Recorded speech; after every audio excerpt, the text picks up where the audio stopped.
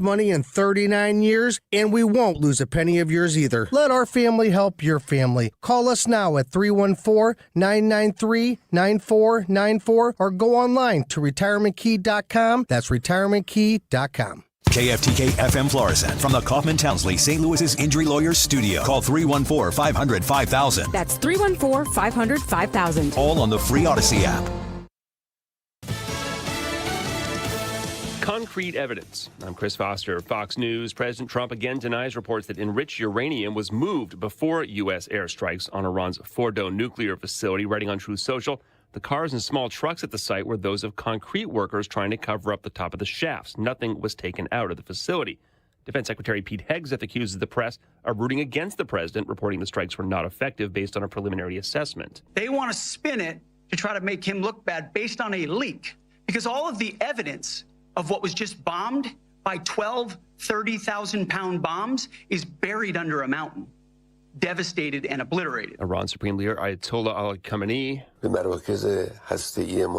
They attacked our nuclear facilities, a matter that is independently worth pursuing for prosecution in international courts.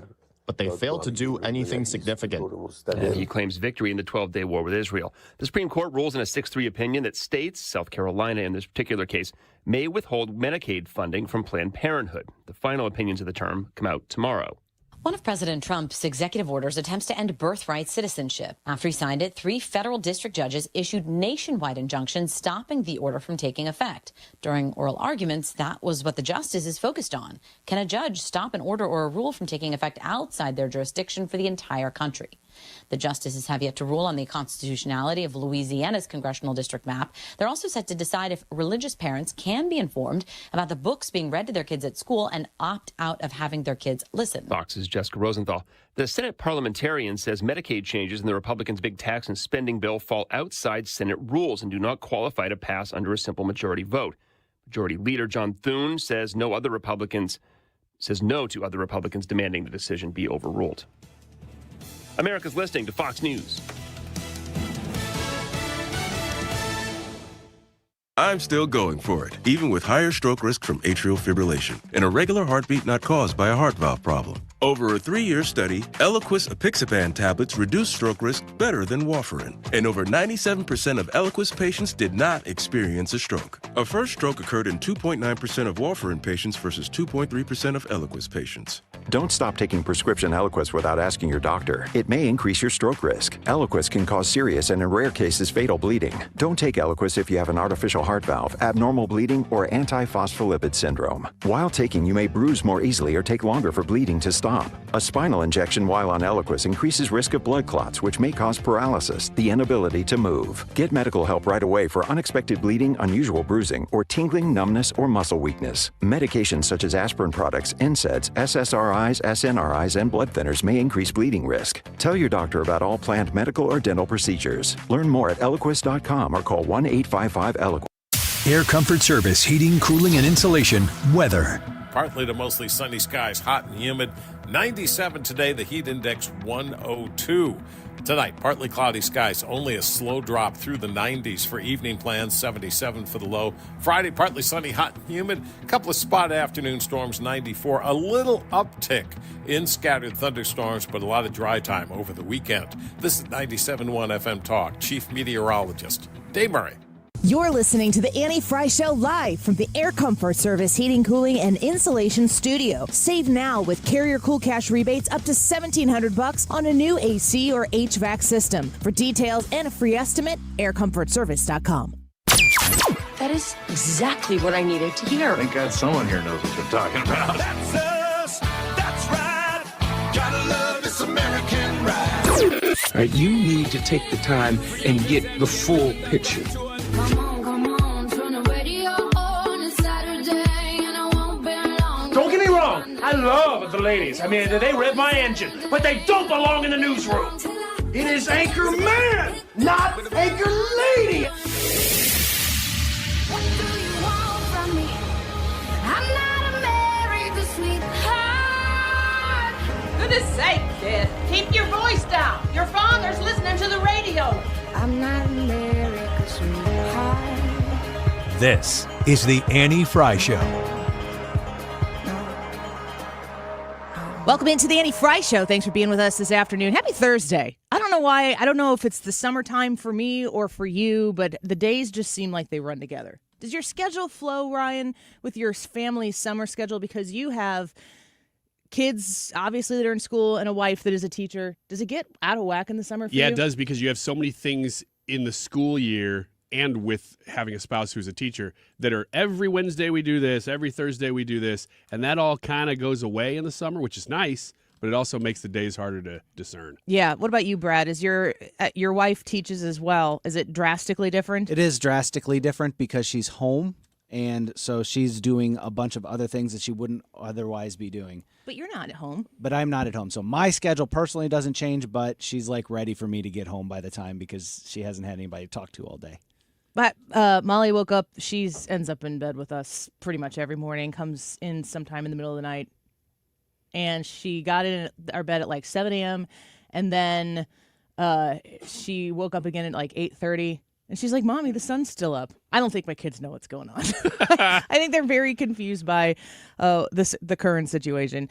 So the news continues to roll in. The battle damage assessment, the BDA, is continuing to expose itself, much to the chagrin of that. Was it a Washington Post lady? Who was the CNN lady that Natasha somebody? It was or whatever? it was CNN. Yeah. Well, it happened on CNN. Super reliable reporter for things anti-Trump. Like, if you're counting on her for that, you're going to get it. And so Pete Hegseth today decided to address what has happened. We're going to have a press conference, a White House press briefing here shortly, and I think it's important. What do you feel about Pete Hegseth and how he's handled this so far? Big fan? Well, I think he's done fine. I don't think that his pressers have been particularly impressive, although he has pushed back where he needed to push back. So I think we'll hear from the White House their assessment, not the Secretary of Defense or the Chairman of the Joint Chief of Staff, but we're going to hear the Trump administration's assessment of that damage. I also think that there are some deals, tariff deals around the corner, and also some world peacey kind of things. There was a comment by Witkoff, and we'll play some of that for you a little bit later in the show as well, that's talking about expanding the Abraham Accords. And in his words, he said there are more people, there are more countries, entities that we look to bring in here, countries that you never would have expected to participate. We're looking to get them into the game.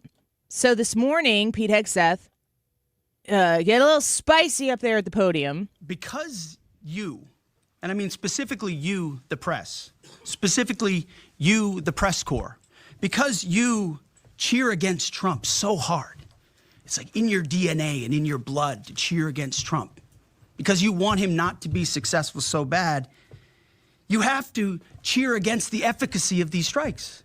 You have to hope maybe they weren't effective. Maybe the way the Trump administration has represented them isn't true. So let's take half-truths, spun information, leaked information, and then spin it in every way we can to try to cause doubt and manipulate the public mind over whether or not our brave pilots were successful. So Pete Hegseth really calling out the media immediately in that moment, saying, listen, what you're advocating for in your blindness towards how much you hate Donald Trump, look at what you are seeking to accomplish, what you're hoping fails. Just think of the breadth of the consequences of your heart's desire and what it would mean for our men and women in uniform, what it would mean for the safety and security of this country, all because you're in a position to want to see Donald Trump fail. And it's pretty significant. Carolyn Levitt has walked to the podium. This is happening live right now. Let's go to the White House on Fox News and see what she has to say. With President Trump as commander-in-chief, the world is a much safer place. After decades in which past presidents coddled and enabled the world's leading state sponsor of terrorism, President Trump finally ended the immediate threat of a nuclear Iranian regime. Following President Trump's command, the most powerful military in the history of the world executed massive precision strikes on 3 of the Iranian regime's key nuclear facilities. The objective of Operation Midnight Hammer was to destroy the regime's nuclear enrichment capacity and stop the grave nuclear threat posed to the United States, Israel, and the rest of the free world. The mission, which will go down in the history books, was an overwhelming success. Secretary of Defense Pete Hegseth and the chairman of the Joint Chiefs of Staff Dan Raisin Kane covered the operation in great detail at their briefing this morning at the Pentagon, and I encourage every American to watch it. As President Trump has said repeatedly, the United States of America has the greatest, fiercest, and bravest armed forces ever to stride the face of this earth, and we couldn't be more grateful and proud of our nation's warriors. The Iranian regime was weeks away from being able to produce a nuclear weapon that would threaten the entire world before President Trump took this decisive action on Saturday night to obliterate their nuclear capabilities. The contrast in leadership could not be more clear. Barack Obama and Joe Biden sent pallets of cash, American taxpayer dollars, in a failed attempt to buy the Iranian regime's compliance with a weak and ineffective deal. President Trump sent a fleet of American warplanes to destroy Iran's ability to produce a nuclear weapon. The United States and the entire world are safer because of this president's decisiveness. Despite agenda-driven leaks by the fake news media aimed at undermining this incredible accomplishment achieved by President Trump and our brave fighter pilots, there is broad consensus emerging already that Iran's nuclear capabilities were indeed destroyed. The United States, Israel, the United Nations, and even Iran all agree they can no longer build a nuclear weapon. So why did the president immediately turn to obliterating after the Iranian nuclear threat? Securing peace. Within 48 hours of the devastating strike, President Trump and his team brokered a historic ceasefire between Israel and Iran and officially ended the 12-day war. The Middle East is now shifting away from chaos and bloodshed and moving toward the beginning stages of a new era of peace and stability that President Trump has long called on them to achieve. This was unthinkable at this time last week, and this is what peace through strength looks like. Under President Trump, America will relentlessly advance our interests without being dragged into endless wars. His fearless leadership guarantees America is once again respected across the world. Just look at what he was able to accomplish at the NATO summit in the Netherlands. Many of you were there. Our allies agreed to invest 5% of their GDP annually in defense because President Trump demanded it. This will be the most significant reinforcement of NATO's collective defense in the history of the NATO alliance. And as a result, the United States of America will carry less of the burden, and our NATO allies will be stronger than ever before. As NATO Secretary General Ruda put it, for too long, one ally, the United States, and our taxpayers, I may add, carried too much of the burden of that commitment. And that changes today. President Trump made this change possible. We will produce trillions more for our common defense to make us stronger and fairer by equalizing spending between America and our allies. This is the Trump effect. This is what the president meant when he declared that America is back. Now, back here at home, Americans are paying much cheaper prices for gasoline this summer, as both the Wall Street Journal and the New York Times pointed out today. Here's how the Wall Street Journal put it. Hitting the road this summer won't bring as much of a big hit to your wallet. The national average for a gallon of regular gasoline is about 23 cents cheaper than this time last year. Analysts say plentiful supply is expected to keep prices down in the coming months. These are the cheapest gas prices at this point of the summer since 2021. And despite all the doom casting from liberal pundits, oil prices on Tuesday were lower than before the Israel-Iran conflict began. As President Trump continues to unleash American energy, our country will have even more efficient, reliable, and affordable energy to protect our national security and fuel our people. Later this afternoon, here at the White House, the president will host a One Big Beautiful event in the East Room to rally Republicans to get the One Big Beautiful bill across the finish line. At that event, he will be joined by everyday Americans from across the country who will massively benefit from the common sense policies and provisions within this bill. This is the largest tax cut for working and middle-class Americans in history, and it's going to put more money into the pockets of hardworking Americans. Families will see an average increase in take-home pay of more than $10,000 per year. Americans earning between $30,000 and $80,000 per year will see a 15% tax cut. Overtime and tipped workers will save thousands of dollars annually. And our amazing seniors will receive historic financial relief by reducing the tax burden on their Social Security benefits. Simply put, this bill is going to unlock the golden age of America. And we look forward to continuing to work with the Senate and the House to see this bill on the president's desk for signature by Independence Day. Here in our new media seat today, we have Colin Anderson with the Washington Free Beacon, who will kick off our question and answer. Colin, go ahead. Thank you, Caroline. We reported yesterday on a briefing from the Israeli defense minister in which she said the U.S. and Israel are working together to monitor any attempts from Iran to rebuild their nuclear program, and also that if Iran was to do so, the U.S. and Israel would work together to once again destroy that nuclear program. Is that aligned with the president's thinking? Look, the president, as I said in those opening remarks, Colin, and thanks for being with us today, views the Middle East on its way to peace and prosperity. And the president used strength on Saturday night. The whole world saw that the United States is indeed the most lethal fighting force in the world with those precision strikes on Saturday evening. But the president wants peace. He always has. And right now we're on a diplomatic path with Iran. The president and his team, namely Special Envoy Witkoff, continue to be in communication with the Iranians and especially our Gulf and Arab partners in the region to come to an agreement with Iran. As for our alliance with the State of Israel and that friendship and that partnership between the United States and the State of Israel, I would argue it has never been stronger. And we see a new era in which perhaps some of these Gulf and Arab states can sign on to the Abraham Accords. That was one of the president's most signature accomplishments in his first term, and he'd like to see more of those countries sign on in this second term. And so we look forward to sustaining a long and durable peace in the region, and the president wants to do that through a diplomatic solution. But as he proved on Saturday night, he's not afraid to use strength if we need to do it. Gabe. Thanks, Caroline. The president mentioned in a Truth Social post that no enriched uranium was moved from Fordo. What about the other two sites, Isfahan and Natanz, and how can the president be so sure that no uranium was moved? Well, what I can assure you is that the United States and our intelligence agencies and Director Ratcliffe and the President's entire national security team were obviously watching these sites very closely in the weeks and the days leading up to the attack on Saturday, which I will add was one of the most secretive and successful operations in United States history. I think many of you in this room would agree with that because none of you in this room knew about the strike on Saturday until it took place.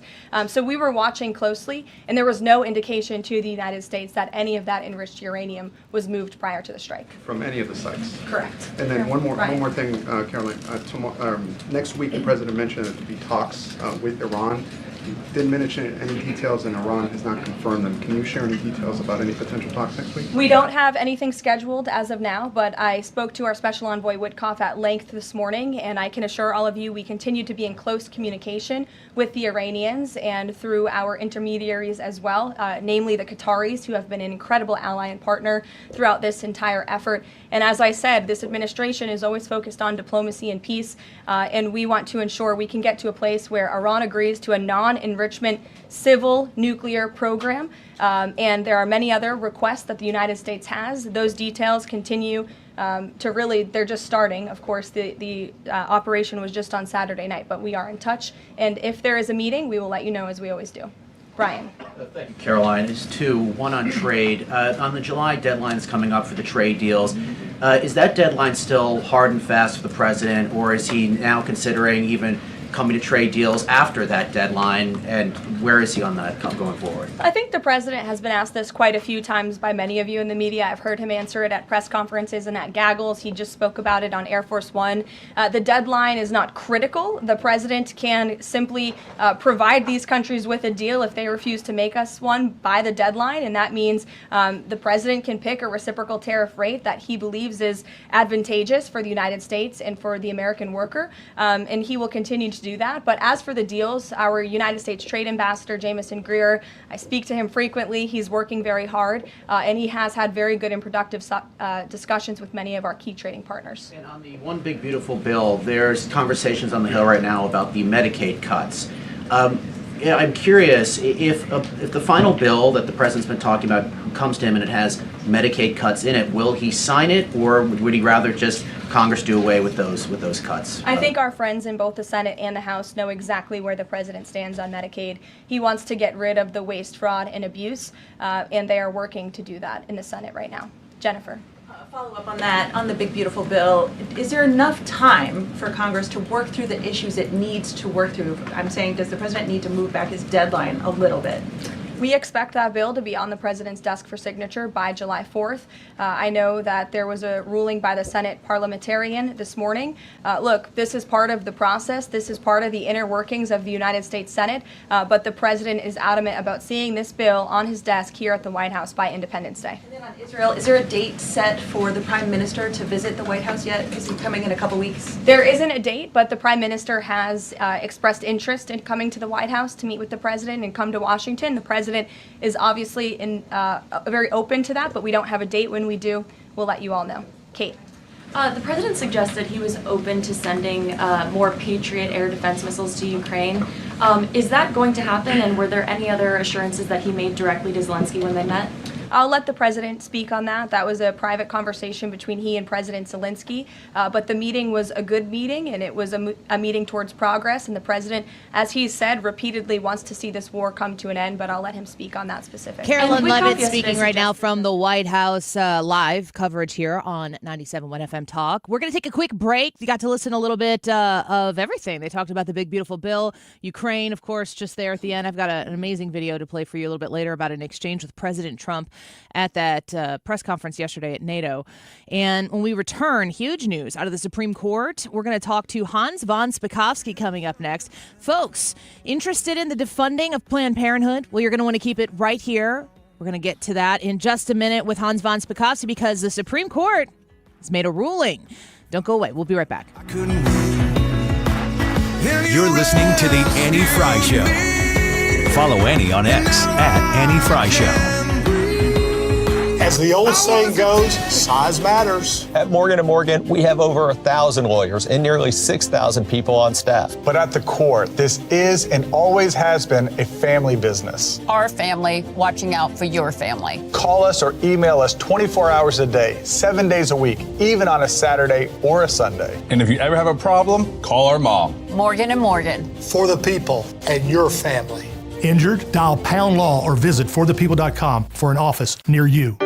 Cash for Clunkers is back. Overhead Door Company of St. Louis is paying cash for your clunkers now. They'll haul away your old garage door and give you instant credit towards a new insulated door. $200 for the first garage door and $100 for each additional door. Cash in your old entry door too. It's Cash for Clunkers now at Overhead Door Company of St. Louis. Convenient, free, in-home estimates. Schedule online at overheaddoorstlouis.com or call 314-781-5200. What's your favorite four-letter word? Chances are you've said it more than a few times dealing with this crazy world we live in. But at Compass Retirement Solutions, our four-letter word of choice is hope. Hope for a better tomorrow. And hope that your retirement plans don't take a back seat. You've watched inflation soar. And maybe your retirement future feels a little uncertain right now. But all hope is not lost. Find out exactly how much risk you're still taking with your investments. Find out how you may be able to save big on taxes. And find out how having a written retirement plan just might give you the hope you've been looking for. Call today to set up a meeting. 314-373-1598. That's 314-373-1598. Compass Retirement Solutions. 314-373-1598.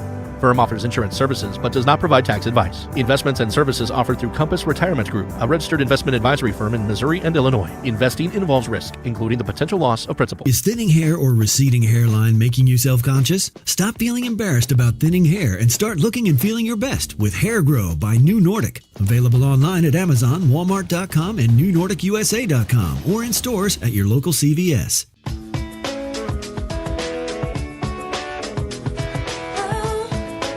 This is The Annie Fry Show.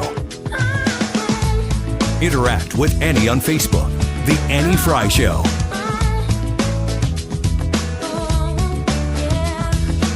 Yes, I'm in a relationship in this life. All I want to realize you And this first case we're going to unpack here is a victory for South Carolina and other red states that have sought to block funding going to Planned Parenthood and abortion providers. In this case, on a 6-3 ruling, we're learning that Justice Neil Gorsuch, who wrote this opinion on behalf of the court, is saying that there is not a private right to bring forward a lawsuit if a state does not include something like a Planned Parenthood as a provider that it is going to offer those funds for. So it is a very technical case, but ultimately this is a bit of a victory once again for states that are looking to block funding going to abortion providers. We the people of the United States, More perfect. your form of our perfect union. Heritage legal expert Hans von Spakovsky. Well, that was a Newsmax report that you were just listening to. And here from Fox News, the Supreme Court ruled Thursday that South Carolina has the power to block Medicaid funding for Planned Parenthood clinics in a technical interpretation over healthcare choices that has emerged as a larger political fight over abortion access. Hans von Spakovsky, what a pleasure to be able to have a conversation with you today as the Supreme Court is starting to churn out some of these rulings. This is the one that struck my interest the most. Welcome back to the show. What can you tell us about this ruling?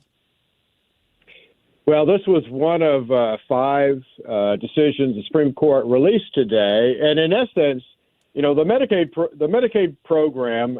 I'm sure if folks know. I mean, this is the health insurance for poor people that we have in this country. It's a joint program of the federal government and the states. The feds contribute a majority of the funds, but states also put money in, and it's the states that actually administer the Medicaid funding to the poor residents in their states. And one of the things that's a provision in the Medicaid program is that you can only, if you're a Medicaid recipient, Medicaid beneficiary, you can only get medical care from what's called a qualified provider. And it's the state that determines who is a qualified provider in their state, which makes a lot of sense because, Anna, you and I both know who's in charge, for example, of issuing medical licenses to practice in states. Who is it that governs the way hospitals and others conduct themselves? It's state government. It's not the federal government. And in this case, South Carolina said, we don't consider Planned Parenthood to be a qualified provider. Therefore, you won't be eligible for Medicaid funding if you go and get services from them. And Planned Parenthood and a Medicaid recipient sued the state, say, well, you can't do that. You can't tell us we're not a qualified provider. And what Supreme Court said today is there's no private right of action. In other words, neither Planned Parenthood nor a Medicaid beneficiary can sue claiming, well, we ought to be considered qualified providers. Now, the amount of money South Carolina was annually giving to Planned Parenthood was a tiny amount. But this opens the door for other states to do the same thing. And the amount that, when you total up the amount Planned Parenthood gets through Medicaid from other states, I think it's over $800 million a year.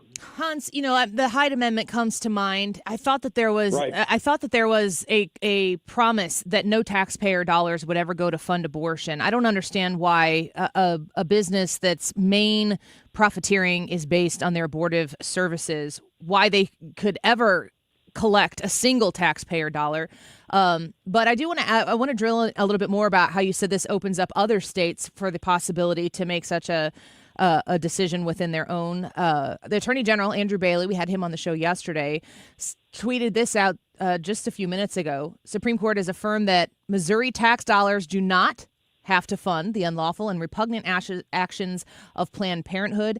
The end is in sight for Planned Parenthood at PPFA.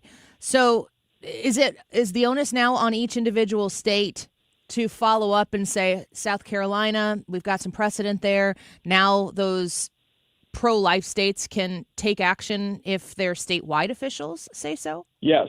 The states, basically, this gives a green light to states to do it. Now, you and I know what's going to happen. Red states will cut off funding to Planned Parenthood, but places like California and New York will not. And by the way, the answer to your earlier question is the way Planned Parenthood got around the Hyde Amendment and the ban on federal money being used for abortion is that Planned Parenthood claims that they provide other services, medical exams, breast cancer, mammograms, things like that, besides abortion. That's a tiny percentage of what they do. Their money overwhelmingly comes from abortion, but that's what they use to try to get around the Hyde Amendment. Yeah, it's very disappointing. I think if people could follow the money more, there are a lot of people, this is just a political approach to this issue, but there are a lot of people who don't love abortion but would still consider themselves to be pro-choice, but wouldn't want to know or wouldn't want their tax dollars to truly be going to fund it for people. And I think that this is a step in exposing that. I know that there are a whole slate of big cases that we potentially will get the ruling on, I guess, tomorrow. Is tomorrow the last possible day? Could it go into next week? Well, right now, tomorrow is the last day that the Supreme Court has scheduled to release their opinions. There are 5 decisions left. I suspect we'll get all 5 tomorrow, but, they could decide to schedule another day last week and not release them all tomorrow. So are there any other of the Supreme Court rulings today that you found of particular interest that we should be paying attention to, or which ones you're anticipating to be released tomorrow? There are other just important decisions today, but most of them had to do with procedural issues on criminal cases and things like that. What we're still waiting for, some very important cases, is one of them is called Free Speech Coalition v. Paxton. That's the case where Texas imposed a verification rule on pornography websites, saying you have to verify before you let somebody into your website that the person is an adult. And all these pornographers got together and formed an organization they called the Free Speech Coalition. Doesn't that sound innocuous and really nice? Mm-hmm. And said that, oh no, this violates our First Amendment rights, forcing us to make sure that kids aren't viewing our pornography sites. That's a really important case. Of course, we're also waiting for the Mahmoud versus Taylor case. This is one out of Montgomery County, Maryland, in which the local school board, which is this woke, far-left school board, said that to parents, you cannot opt your kids out of the sex education we're doing. And by sex education, I mean DEI propaganda. Indoctrination. Indoctrination, basically. No, you can't waive your kids out of this. And so all these parents got together to sue. And listen, it was a real coalition. It was parents of Jewish kids, Muslim kids, Christian kids, all saying you cannot force us to have our kids educated with this kind of propaganda. So we're waiting on that case. And finally,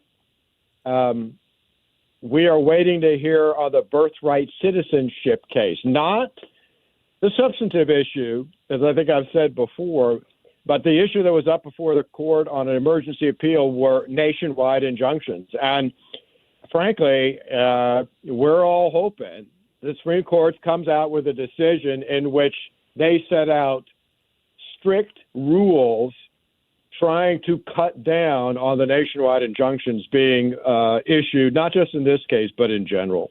Well, we'll be paying very close attention to it. Hans, we always appreciate your thoughts and expertise on these issues. A good one out of South Carolina, and hope it gets some legs across the country. Thanks for the details today. We'll be looking forward to tomorrow as well. Sure. Thanks for having me. All right. Bye-bye, Hans. Thank you so much. Let's take a quick break. The YouTube live chat poll for today, first time mentioning it. How much destruction did the airstrikes cause to Iran's nuclear facilities? Setback for months, setback for years, or obliterated? Let's see where the Trump vote is today. I don't have a prediction today. I have a prediction. We'll get to it in a little bit. Let's discuss it real quick when we come back. The YouTube live chat poll, youtube.com/@AnnieFry. And a reminder, you can stream us on the Odyssey app anywhere you go, anytime. AUDACY, find 97.1 FM Talk. We'll be back with the discussion on the destruction of the airstrikes. How bad was it? Don't go away.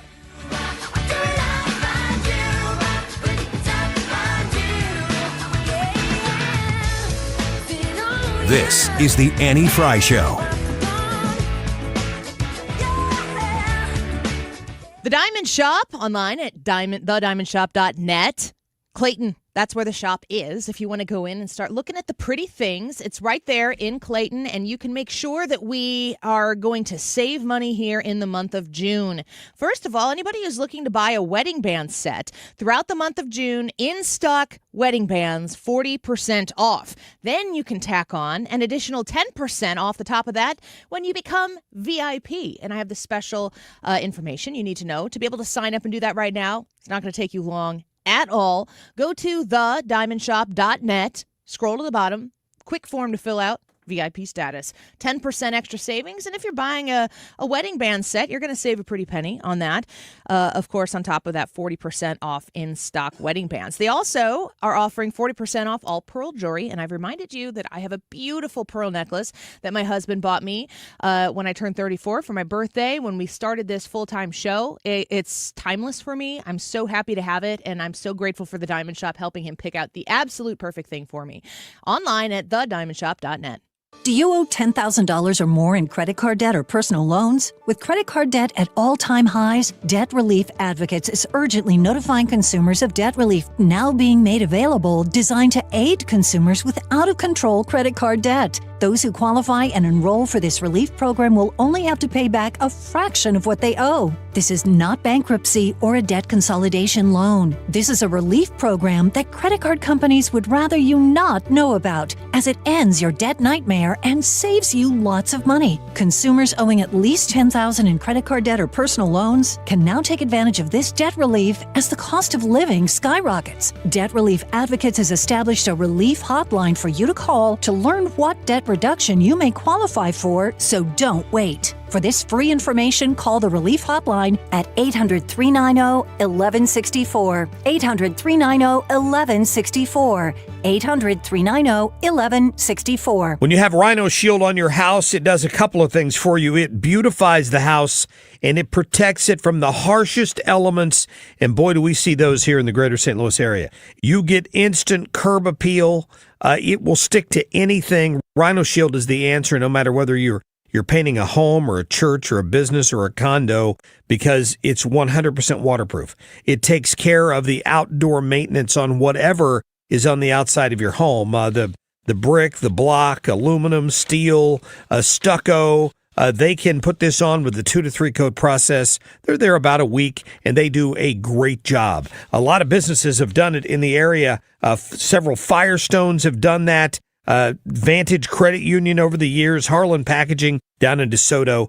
Call Darren today and schedule your free estimate. 877-25-RHINO, easy to remember phone number, or go online today at 877-25rhino.com. The YouTube live chat poll today is: how much destruction did the airstrikes cause to Iran's nuclear facilities?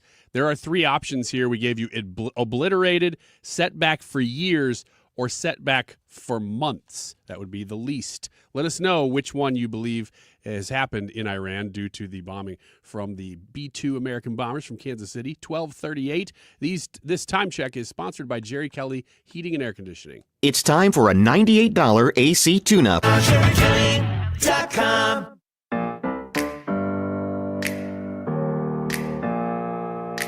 Open up the champagne, pop. It's my house, come on, turn it up. Hear a knock on the door and the night begins. Cause we've done this before, so you come on in. Make yourself at my home, tell me where you been. Pour yourself something cold, baby, cheers to this. Welcome back to the Annie Fry Show. So the poll, as Ryan just mentioned, how much destruction did the airstrikes cause to Iran's nuclear facility? I was playing that clip from Pete Hegseth a little bit earlier where he was admonishing and pretty much, no punches pulled, the media for wanting to choose the opposite of violence. They, it wasn't that bad. Leaking this report, it's not that it's gotten under the skin of the administration in a way that hasn't been happening for a decade now. I mean, we're in 2025, midway through 2025. The Republican primary started this time 10 years ago when Donald Trump started. We just passed a week or two ago the anniversary of Donald Trump coming down the escalator and declaring his presidency. So the lies and deception that have been peddled and coordinated by an angry, agenda-driven media, we're really used to this right now. And it's the greatest irony of ironies, the Republicans are in a position right now to stand at the podium where all the press has to sit around and raise their hand and wait to be called upon because somehow or another this country landed in a place where a majority of people said, we're done with that. We've heard the stories. We've seen what you tried to do. I don't believe you anymore. So Pete Hegseth pushing back pretty significantly on the leaks that came out. So now we have a clouded understanding, at least that's the intent of the leakers, a clouded understanding of, did we actually do what we sent those bombers from Missouri to do? Did we, as President Trump said that night and has said repeatedly, did we obliterate Iran's nuclear facilities, their nuclear capacity? That's the poll. How much destruction did the airstrikes cause to Iran's nuclear facilities? What do you think, Brad? I'm voting obliterated. I don't know how you can drop that much ordnance that was designed. What did they say? They planned for this attack for 15 years. They designed this ordnance to attack this facility. I don't know how you can drop, 12 of them on top of not necessarily this specific facility, but you can drop it onto this facility. It was designed to destroy it and then not do it. This is obliterated, and whenever I listen to the media talk about initial reports are that it didn't do it, they're too giddy before that. But yeah, I think this thing is gone. It's obliterated. They'll have to build a new one. Setback for months, setback for years, or obliterated? Setback for years simply because Iran, unless there is a regime change, they never stop. They just keep pushing for this thing. So it could be many years because I do believe the reports that they obliterated it. So I'm not going to vote for that just because Iran is very persistent. They'll always come back, and they'll always try to make a nuke. I really dropped the ball. I should have had a fourth option that said setback until the next Democrat administration. That would have been my choice. Because yes. It really depends. Setback for years, you're just saying they'll hold their breath until they think they can get away with it again, yes. Which is what they've been doing. And, my vote here is setback for years. And I would put maybe even years ... like the ellipsis after years is how long is America willing to sit around and screw around and hand the keys over to the socialists of this country, the people who, this is the thing that drives me the craziest about people like the New York City mayor, and I'm back and forth on wanting to talk about that New York City mayor race. A socialist is running on the Democrat side of the aisle for that mayor position. Eric Adams, who has run as a Republican before, was mayor as a Democrat, got pursued by the agenda-driven law and order wing of the Democrat Party, got off the hook by Donald Trump, became an independent, is running again for re-election for mayor. I mean, this guy has been all over the place, but I kind of, watching him and listening to what it is that he's saying, I feel like he's been pretty consistent, but the labels have changed as he's gone. I don't necessarily feel like he himself is a chameleon in what he represents. He was a police officer. He's always kind of kept that connection. You've got Eric Adams, who was in law enforcement, against this psychopathic socialist who has commented very publicly about wanting to defund the NYPD, let the criminals go, and essentially turn New York City into what a socialist dream might be. This is where I get super frustrated, folks. The idea of socialism Socialism. You want to get in on this? Socialism? Thank you. That's all you got for me? Oh, I'm your pronunciation Smack expert. me around a little no, bit? No. I'm just trying to help here, of course. All right. Socialism in America is such a hobby. It's an annoying hobby. It's the hobby that the people who are around you, who think more probably with their heart than their head, casually, can dabble in socialism because it sounds really nice. Socialism sounds comfy and cozy. The realistic approach to socialism, though, you understand quickly how much of the opposite that actually is. Socialism, this idea that everybody should have what they need. Everybody should have. Who should not have what they need? How could you be a heartless person and take away someone's right to have free housing and health care and all of these things? Well, in America, we say you got to work for it. You've got to produce so you can take, because you cannot truly provide everything for everybody. And who gets to determine what the need actually is? And if you want to take away, 50 Cent is smacking this mayoral candidate around on X, which I find incredibly interesting. The tax for anyone over $1 million is a straight flat 2%. You're a rich guy or girl tax.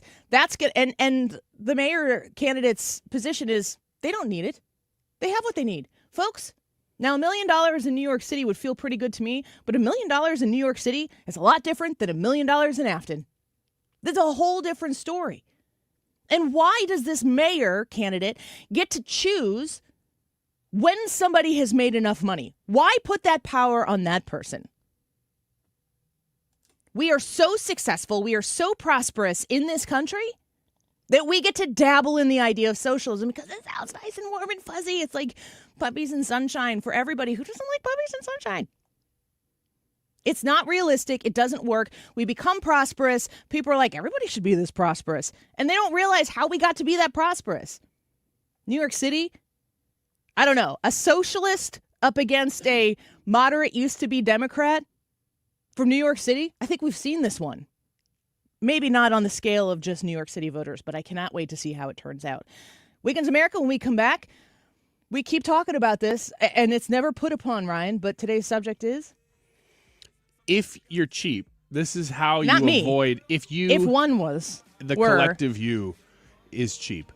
This is how you would go about making sure that you don't look it.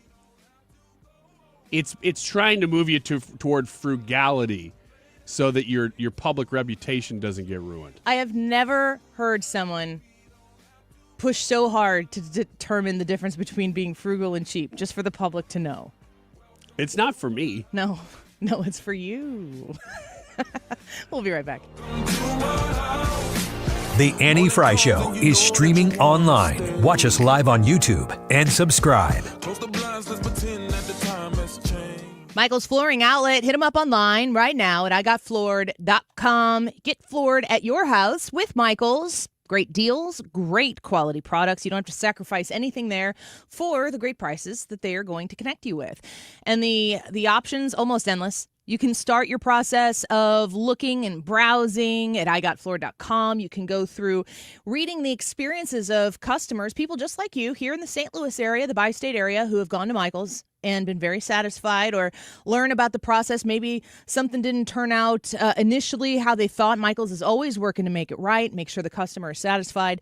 You can visit them after that online perusal at igotfloored.com. at one of their in-store locations and starting to touch, feel, and experience the flooring so that you can get a really good understanding of how it's going to display in your home. In St. Charles County, in West County, also in Dardenne Prairie, Michael's Flooring Outlet, a wonderful partner with us on the Annie Fry Show and 97.1 FM Talk. When you support them, you support us. Find them online at igotfloored.com.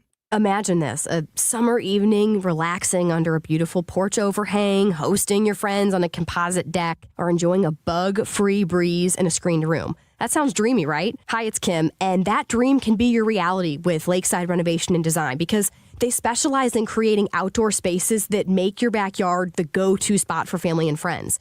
And with their attention to detail and the high-quality materials they use, you'll have a space that lasts for years. Visit LakesideRD.com today to get started on your outdoor oasis. Hey, it's Mark Reardon for Generators Supercenter of St. Louis. And you know, your home is your sanctuary. You need to take the first step to peace of mind with a free estimate on a Generac home standby generator from the #1 Generac generator dealer in the country, Generator Supercenter. We learned the hard way here in St. Louis during the tornado recently that power can be knocked out. But even outside of that, what if the power grid fails and it's 100 degrees here in St. Louis? You don't want to be that person. Get with Generator Supercenter of St. Louis today.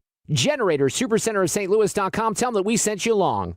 The Mark Cox Morning Show. Friday, the deadline's here for the big, beautiful bill. We'll talk to Congressman Eric Burlison about whether or not it'll pass at 7:35. The Mark Cox Morning Show. Weekdays from 5 to 9. Right here on 97.1 FM Talk.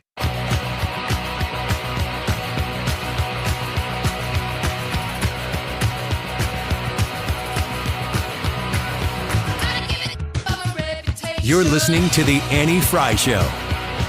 Find the podcast, on-demand audio, and more at 971talk.com/Annie.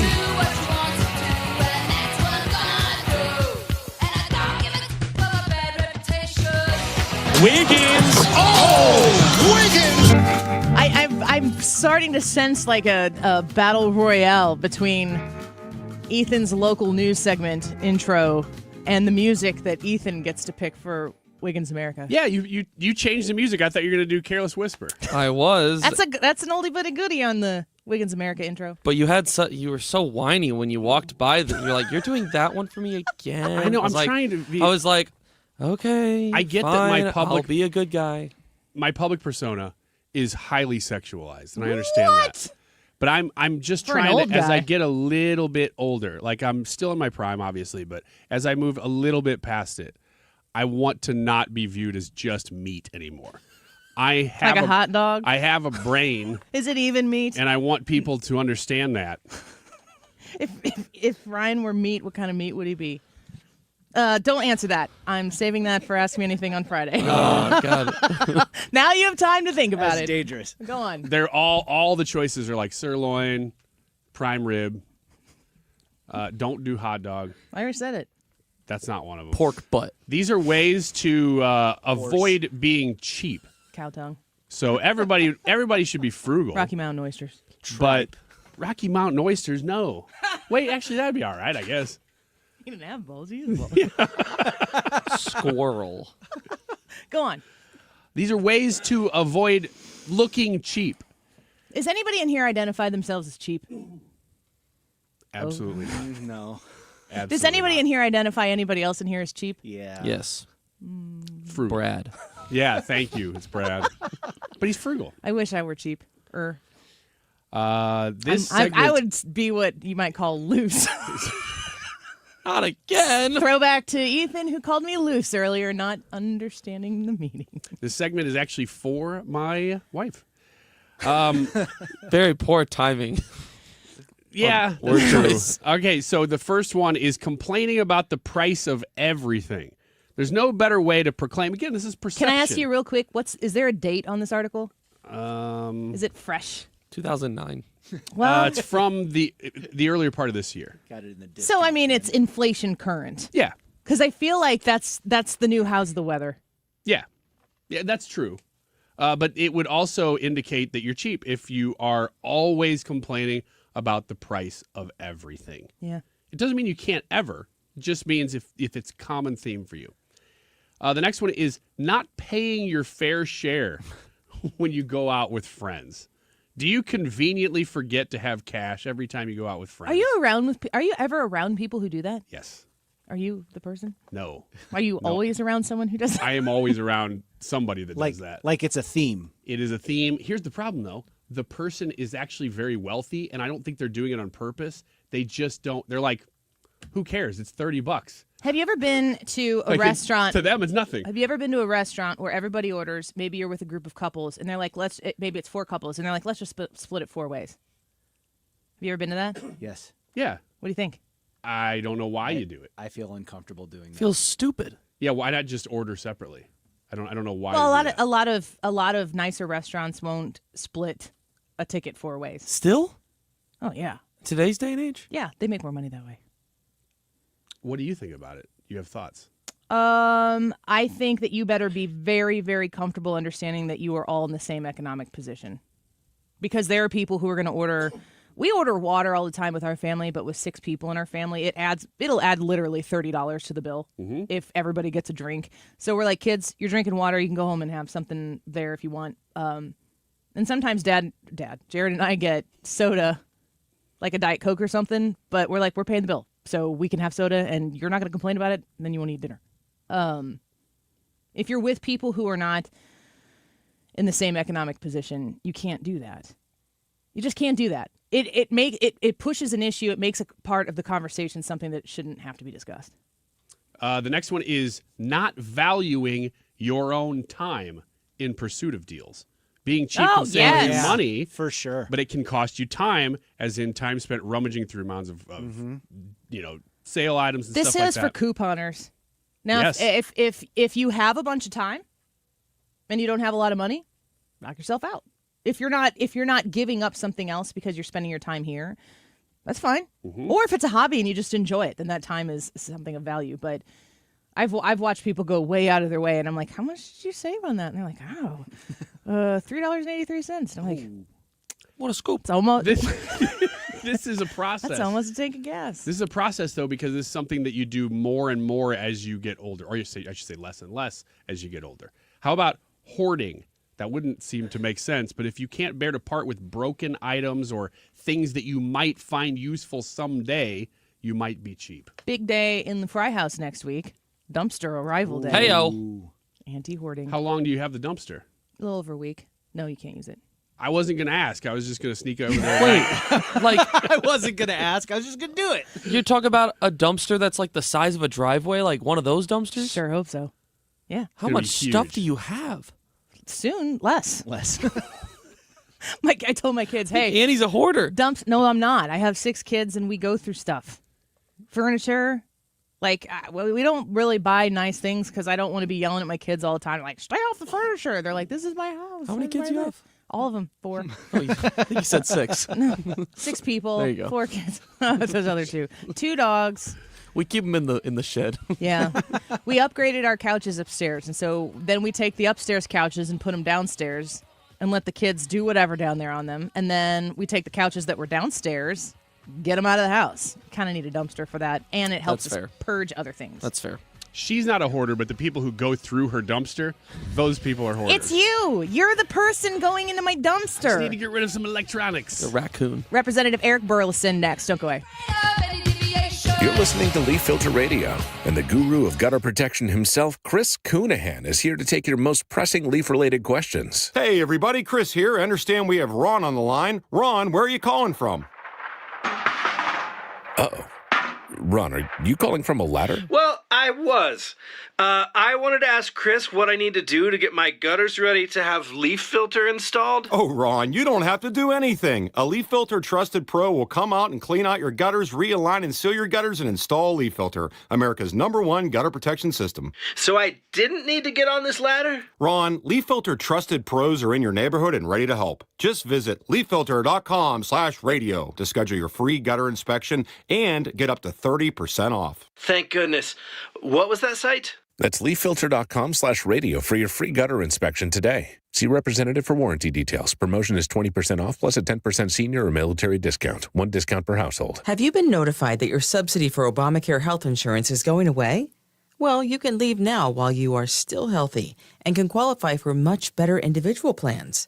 Greg Hammonds at greghammonds.com has been helping people get affordable health insurance with great coverage for over 35 years. Greg offers private health insurance plans that are not on the ACA marketplace. You can pick your doctors. For most claims, you won't even pay a deductible, and they're 30 to 60% lower cost than Obamacare. One more thing, there's no tax penalty at the end of the year. Greg even has plans that are guaranteed acceptance. If you pay for your own health insurance, you're uninsured, you're on COBRA, or your employer coverage is just too expensive, call Greg at 314-794-7784. That's 314-794-7784.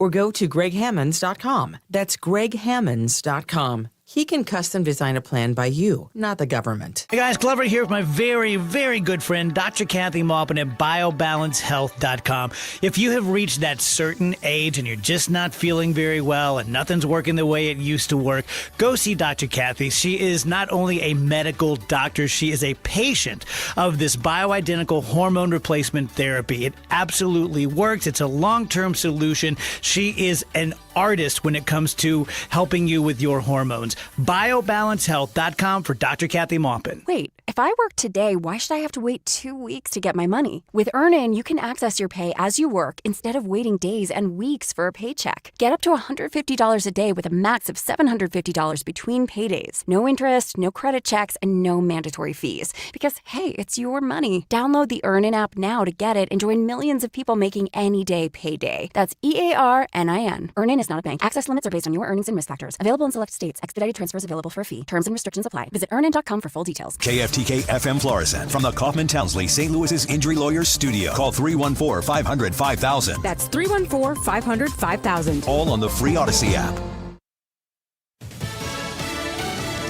Cheering against Trump. I'm Chris Foster. Fox News Defense Secretary Pete Hegseth says airstrikes on Iran's nuclear facilities were a success and berates the media for reporting leaked early intelligence to the contrary. He says trying to make the president look bad. The secretary pushing back on allegations from a leaked preliminary report that said the setback in Iran's nuclear capabilities is more like months than years. First reports are almost always wrong. They're almost always incomplete. Chairman of the Joint Chiefs of Staff, General Dan Kane, revealing new information about the attack on the Iranian nuclear facility, saying it was a male and female crew, a mostly active duty Air Force and Missouri Air National Guard members. Fox's Ryan Schmelz in D.C. In a 6-3 opinion, the Supreme Court rules in favor of South Carolina withholding Medicaid funding for Planned Parenthood. A Medicaid patient sued for the right to choose Planned Parenthood as a medical provider. Former Biden advisor Anthony Bernal is subpoenaed to testify for a House Oversight Committee investigation into allegations of a mental decline cover-up at the White House. A person familiar with Bernal's interactions with the committee says that calling this a refusal to appear is misleading. They say it was simply a request to reschedule the interview. However, a House Oversight aide responded that Bernal's attorneys notified the committee yesterday morning he would no longer appear voluntarily and would need a subpoena, so here it is. Fox's Rich Edson.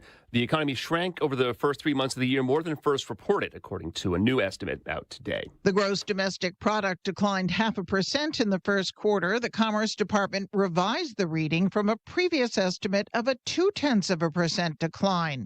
The quarter was skewed by stocking up on imports ahead of anticipated tariffs. It was the first time in 3 years the economy contracted. That's Fox's Janika Sola. A new federal advisory panel votes to recommend RSV vaccinations, new ones for infants. The respiratory virus kills hundreds of young children every year. America's listening to Fox News. I'm still going for it, even with higher stroke risk from atrial fibrillation, an irregular heartbeat not caused by a heart valve problem. Over a 3-year study, Eliquis apixaban tablets reduced stroke risk better than warfarin, and over 97% of Eliquis patients did not experience a stroke. A first stroke occurred in 2.9% of warfarin patients versus 2.3% of Eliquis patients. Don't stop taking prescription Eliquis without asking your doctor. It may increase your stroke risk. Eliquis can cause serious and in rare cases fatal bleeding. Don't take Eliquis if you have an artificial heart valve, abnormal bleeding, or antiphospholipid syndrome. While taking, you may bruise more easily or take longer for bleeding to stop. A spinal injection while on Eliquis increases risk of blood clots, which may cause paralysis, the inability to move. Get medical help right away for unexpected bleeding, unusual bruising, or tingling, numbness, or muscle weakness. Medications such as aspirin products, NSAIDs, SSRIs, SNRIs, and blood thinners may increase bleeding risk. Tell your doctor about all planned medical or dental procedures. Learn more at Eliquis.com or call 1-855-ELIQUIS. Air Comfort Service, heating, cooling, and insulation. Weather. Partly to mostly sunny skies, hot and humid. 97 today, the heat index 102. Tonight, partly cloudy skies, only a slow drop through the 90s for evening plans, 77 for the low. Friday, partly sunny, hot and humid. A couple of spot afternoon storms, 94. A little uptick in scattered thunderstorms, but a lot of dry time over the weekend. This is 97.1 FM Talk. Chief Meteorologist Dave Murray. You're listening to the Annie Fry Show live from the Air Comfort Service Heating, Cooling, and Insulation Studio. Air Comfort Service is celebrating 55 years of residential and commercial service, maintenance, and installation of heating and cooling systems. Get in your comfort zone. Visit aircomfortservice.com. That is exactly what I needed to hear. Thank God someone here knows what they're talking about. That's us. That's right. Gotta love this American ride. All right, you need to take the time and get the full picture.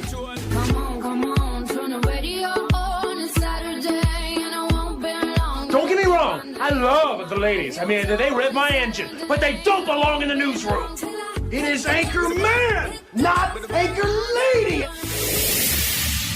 What do you want from me? I'm not America's sweetheart. Goodness sake, kid. Keep your voice down. Your father's listening to the radio. I'm not America's sweetheart. This is the Annie Fry Show. A number of your colleagues on the Democrat side have said, well, there's an OLC opinion here. We don't need to talk anymore. There's an OLC opinion. It says you can use the auto pen. The opening paragraph of that OLC opinion says you can use the auto pen, but only when the president directs that you do so under his decision-making power, right? It is very clear again and again that the president actually has to make the decision. That cannot be delegated to a staffer or an advisor. And there's no indication here that anyone other than staff were making these decisions. Big questions facing the Biden administration, Joe Biden, the use of the auto pen, which was, there's just a lot of questions surrounding how much knowledge he had, the presidential authority vested in Joe Biden on behalf of the voters of the United States. Was that manipulated because he wasn't of sound mind? It's important to ask the questions, and part of that process is being done by Congressman Eric Burlison, who joins us once again. He represents Missouri's 7th Congressional District. He's a member of the House Oversight Committee, as well as the Freedom Caucus. Congressman, welcome back to the show. Thanks for being with us today. Great to be on, Annie. So I want to give you just the floor here to talk about the efforts of the Oversight Committee to look into the Biden administration. Who knew what, when, how bad was it? Maybe it wasn't bad at all. You got to ask the questions to get the answers. What is the pursuit of this information on behalf of the Oversight Committee? Yeah, I think we owe it to the American people to figure out what happened. This is one of the biggest scandals, I think, in American history. You have a situation where a team of people sidelined a president, took advantage of his cognitive, lack of cognitive functioning, and became basically the president, acting president. So that's disturbing. It's something that's worth investigating. And so when we have Democratic, was the video that was done by Project Veritas, where David Hogg said that Anthony Bernal was basically, someone to be scared of, and that he was the one that was running the show behind the scenes. When you look into him, he was working for Jill Biden, right? Not even directly working for her husband. It's kind of disturbing that you've got somebody in that position that's deciding which executive orders get signed and when to use the auto pen. Yeah, certainly. Congressman Eric Burlison speaking with us right now. Fox News reports that the House Committee on Oversight, of course you understand that, and Government Reform, Chairman Comer issued a subpoena Thursday to Anthony Bernal, who you just mentioned, former assistant to the president and senior advisor to the First Lady, to appear for a July 16th deposition. It comes as part of the committee's investigation into the alleged cover-up of former President Joe Biden's mental decline and potentially unauthorized executive actions. What kind of cooperation is the Oversight Committee getting from these individuals who you'd like to ask questions? We're not getting cooperation. So the fact that we're going to have to subpoena him is the fact that he's not cooperating. So my guess is that we will probably we'll probably do what we did with Hunter Biden, where we subpoena him and he comes in for a deposition, and then after the deposition we will have him come through an open hearing. Representative Burlison, this is Ryan Wiggins. What are your Democrat colleagues? How are they reacting to this? Are they outraged? I can't believe that we would even ask these questions, that obviously Joe Biden was in charge of this administration. Or are they kind of silently going along with it because they know, there's probably an issue here? No, what they're going to do is they're going to scream about Donald Trump. So it's a day that ends in Y. Yeah, that's every moment they get. Anytime the camera's turned on, they're not going to talk about this. This is just an embarrassing, tale for the Democratic Party. They're going to focus on whatever they can make up about Donald Trump. Yeah, it doesn't even matter. Like, I don't think that the American people are kind of tired of that.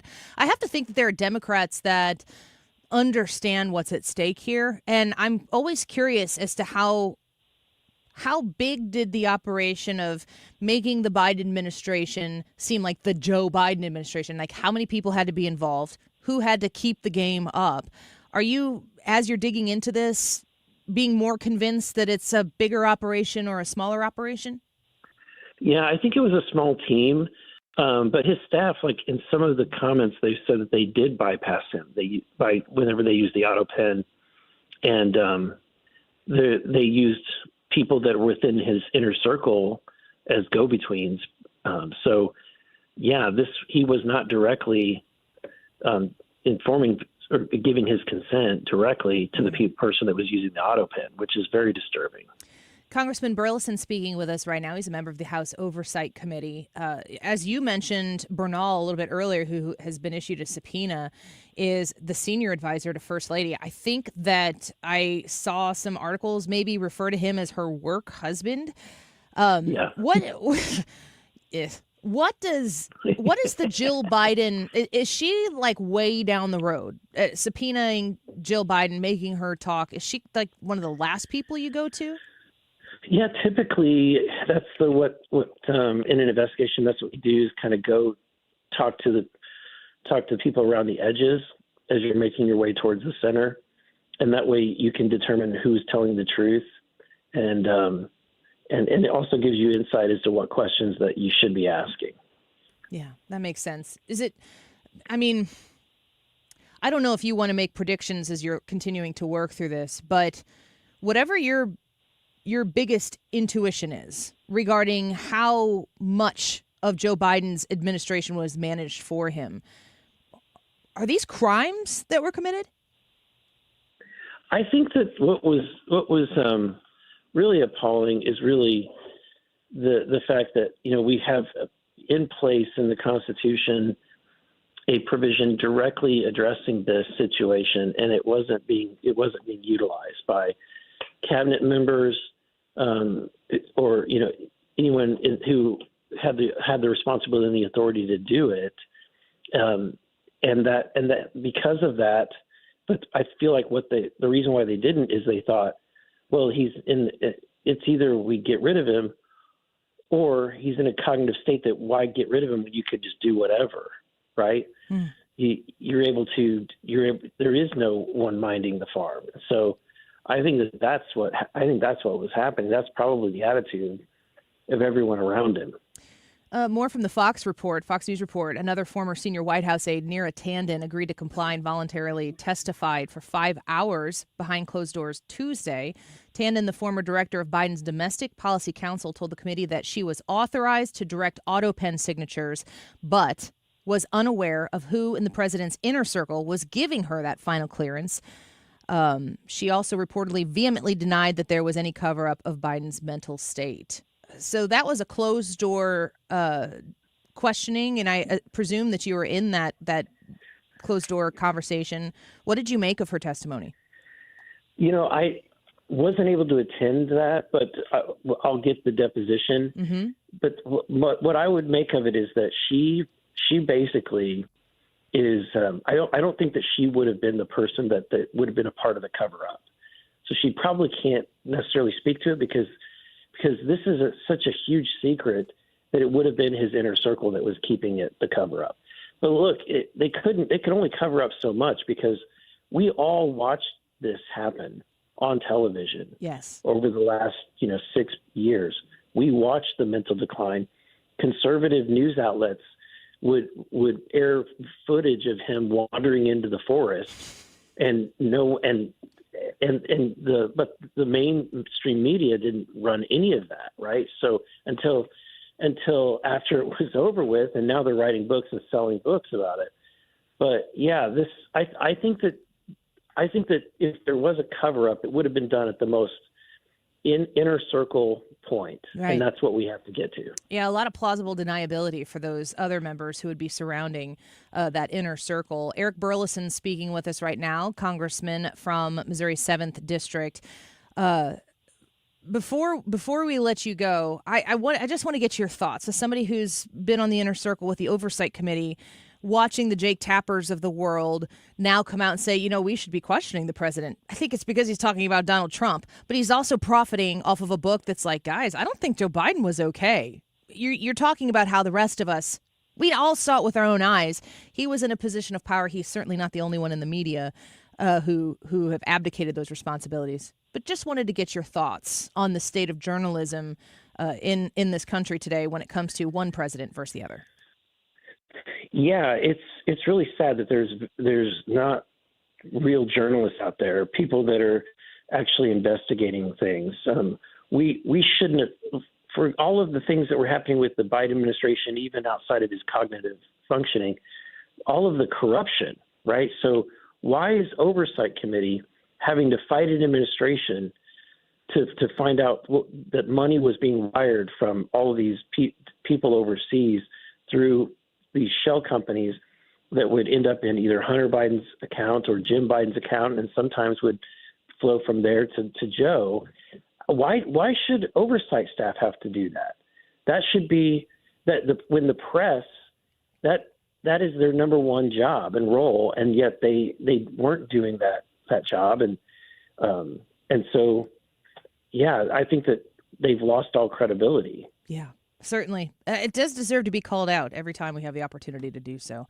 Congressman Burlison, thank you for the time today. I look forward to reconnecting with you as you continue on with your Oversight Committee duties to give us an update. A lot of people do want to know the truth of what took place during the Biden administration, and we're grateful that you are a part of pursuing it. Thank you, Annie. Thank you so much. Bye-bye. Eric Burlison, Representative Eric Burlison, Missouri 7th Congressional District Representative, also a member of the House Oversight Committee. All right, let's take a quick break. Don't forget to vote in the YouTube live chat poll. How much destruction did the airstrikes cause to Iran's nuclear facility? Probably going to say Iran and Iran differently every time I read that poll. I wonder if that could be a poll. Do you say Iran? Do you say Iran? Are there any other ones? Or Iraq or Iraq. Or Iran. Or that's what you call the nuclear sites. Can we joke about it too soon? Yeah, a little too soon. For you? Man. Setback for months, setback for years, or obliterated. Annie Fry YouTube channel. Vote. Tell us what you think. Give us your comments, and you can let us know. Like Erico said, I think it would be naive to believe that the site was destroyed completely, as there's always a chance of them revitalizing what they've achieved so far. It was still a setback by years. Let us know your thoughts. We'll be right back.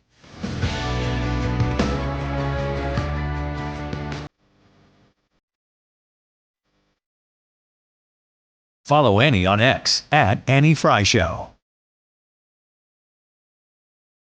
RulerFoods.com, a big 3-day sale coming up. Today's the 26th, and the sale begins tomorrow for 3 days only.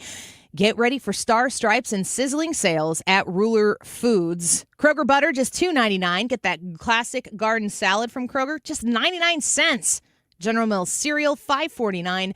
Kroger self-rising crust pizza, $3.69. You could stock up on those in the freezer. You're going to be happy you did. Kroger bacon, Kroger brats, just $3.49 each. These are deals that are only available for 3 days, June 27th, June 28th, and June 29th. And if you go to rulerfoods.com, you can always see the latest sales that they have. Everything is less when you go to Ruler Foods.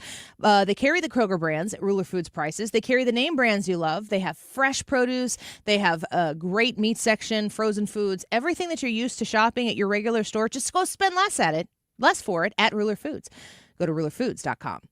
Don't get lulled into believing the IRS is getting soft. It's just the opposite. Hi, this is Lance Story with the Lance Story Law Firm. We are being told by IRS collection officers that their higher-ups are demanding that they get more aggressive than ever. So don't ignore them any longer. Level up. If you have unfiled returns, unpaid taxes, levies, or liens, call the Lance Story Law Firm today and let us get between you and the IRS. We'll protect your rights, including your right to appeal or even your right to take the IRS to to tax court. Remember, IRS problems are legal problems, and they need to be handled by an expert attorney team who's done it for decades. So call the Lance Drury Law Firm today. We're local. Our office is right here in St. Louis, or visit Lance, D-R-U-R-Y, law.com to schedule your free consultation with your local tax resolution law firm, the Lance Drury Law Firm, 314-260-6120. The choice of a lawyer is an important decision and should not be based solely upon advertisements. And now, a no-frills ad brought to you by Progressive Insurance. Here it is. You could save big when you bundle your home and auto with Progressive. That's it.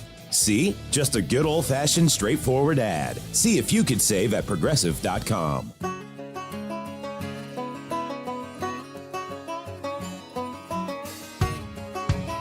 You boys ever met a real country girl? Talking true blue, out in the woods, down home, country.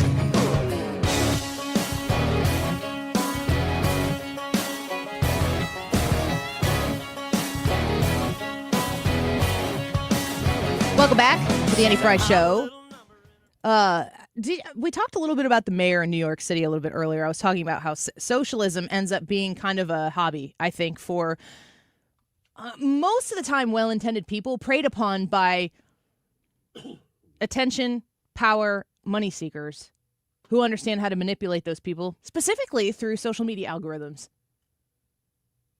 All right, do you consider, I kind of think about Mamdani, the candidate for mayor in New York City, who is a Democratic Socialist, very proud to be. I don't know that it's the worst thing to happen right now. You talking big picture? Yes. Eric Adams, I think Eric Adams has been a good mayor. I think Eric Adams is probably about as good as New York City is going to get. Well, I agree with that. So Andrew Cuomo's dropping out, I believe. I think I read that. Yeah, he is. Okay. He announced. That's right. Okay, good. So it's Democrat Socialist or former Democrat Independent. Right. And Cuomo actually said the reason he's dropping out is because he's like, look, this guy's way too far left. Yeah. I'm a lefty, and that guy's left He of me. can't be a part of handing New York City over to this guy. Right. I think on the whole, it really all depends on how it turns out, which is easy to say. But I think on the whole that there is an opportunity for the country via New York City to be reminded how crazy the left is. I do too. And the minute this happened, I was actually talking to Mark Cox, I think, yesterday morning about this, that if Mamdani does what we're expecting him to do, which is basically free reign on crime, all the stuff that you expect, like that stuff, try to socialize food, like just the craziest stuff. If all that is actually implemented and nobody's there to slow it down at all, you're going to see the far left dream kind of collapse into crime right in front of them.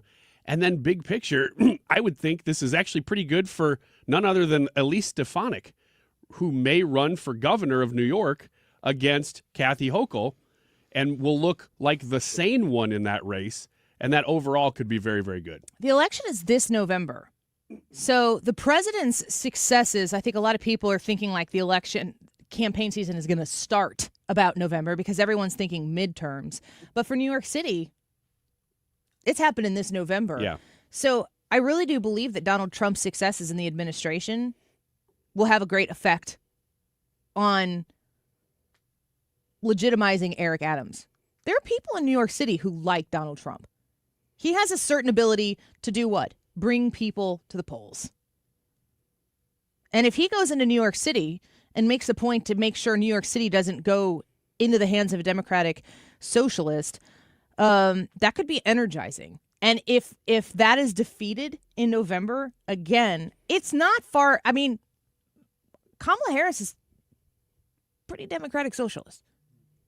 She would probably like, I mean, I wonder what part of Mamdani's policies that she would be like, well, that is un-American.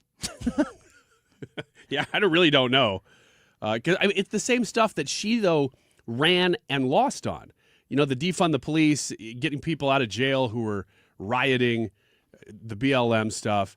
That stuff that really has haunted her, the lack of border, although immigration is going to be another big issue in New York. It's not the lack of the border, but those same issues haunted Kamala Harris enough that she started moving away from them in the 100 days she was running for president. So you really don't know who Kamala Harris is because she changed her position on so many things in her presidential run.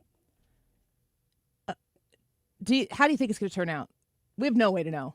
The actual mayoral election, I thought Cuomo would do better than he did. So that tells me that Mamdani is probably going to do better than I thought he would, which means he'll probably be the mayor. It's also a Democratic primary, though. And it's the most passionate people. There's a whole and it's not a regular election year. So it's like, it's not a special election, but it kind of feels like it. You could pour a lot of attention into it. It gets a lot more attention than it would if it were during a midterm or a general. But when it's November, isn't New Jersey having their election this November as well? Yeah, it's Citarelli. So there's a lot of attention that's going to be centered around that area. I really think Donald Trump's going to have a big presence in the home stretch. And the Democrats did not have good turnout for their primary. Overall, it's not like it was an impressive amount of people who came out and voted in this primary. We're not factoring in people who would vote for Eric Adams in this primary to run against Eric Adams. Yeah. So I'm just saying, just everyone take a deep breath. Maybe this turns into an opportunity for the country. And I think Donald Trump's emphasis on helping right the ship, if he has successes, if he's able to go in November and say, listen, I've been doing this for 10 months. Look at what we've done. And Mamdani is basically saying we are going to push back on the Donald Trump administration at every single turn that we can. Oh, yeah. Like yeah. it's a He's point. Not backing off of No, it's a point of policy to counter Trump. Yeah. That brings people to the polls. He's positioning himself as the anti-Trump candidate. He's also very charismatic. That's why I think he possibly could pull that off. Yeah. I'd be very nervous if I were in New York City. I Brad, would too. What do you think? I think that he has a very strong chance of winning. Now, I saw some numbers. You were talking about the numbers were down, and then the people that pushed him across the line, the way that this map described it is they were all on the border of the main New York City. They were the border boroughs or whatever it is, however it's divided up. And they were mainly rich, affluent college liberals. And they're the ones that came out in overwhelming numbers to push this guy across the line to get him in there. Everywhere else in New York didn't vote for him. And so it makes me wonder maybe if he's not going to get the vote. Who's more passionate? I'm really glad you brought that up because I was looking at that same thing yesterday, that a lot of the policies that Mamdani is running on are things like rent control, grocery stores run by the government, stuff that's intended, price controls on other housing issues too. Stuff that's intended to help the less affluent, the poor, or even the middle class in New York, which looks very different than here. Yeah. It's like you're under 50,000. But all the people, I shouldn't say all, the majority of the people under $50,000, which would be who those policies are designed for, voted against Mamdani. Yes. So it's, again, the elites saying, we know what's best for you, and the poor are going, no, you don't. Well, yeah, they're the people that have experienced these sorts of things in the past and have realized this isn't working for us. Chicago has to be looking like side-eyeing New York City like, we've been there. It's not really going great. When we come back, Gianno Caldwell is going to be with us. He is, of course, you see him as a Fox News political analyst. He's a Chicago guy. I love hearing him talk about Illinois because he talks in such a important, I'll just say like North sense. He comes from Chicago. He has common sense, but he also has a tragic story behind. He lost his brother.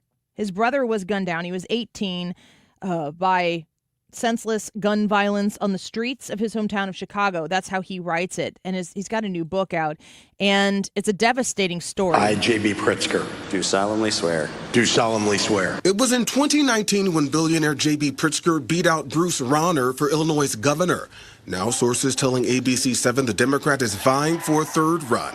The announcement expected on Thursday, a move political experts say wouldn't deter a potential White House campaign for one of the Trump administration's most vocal critics. June 24th of 2022 is when Gianno Caldwell lost his brother Christian.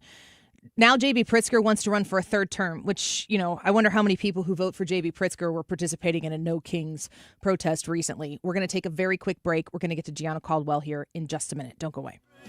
She ain't afraid to stay country. Brother, she's country.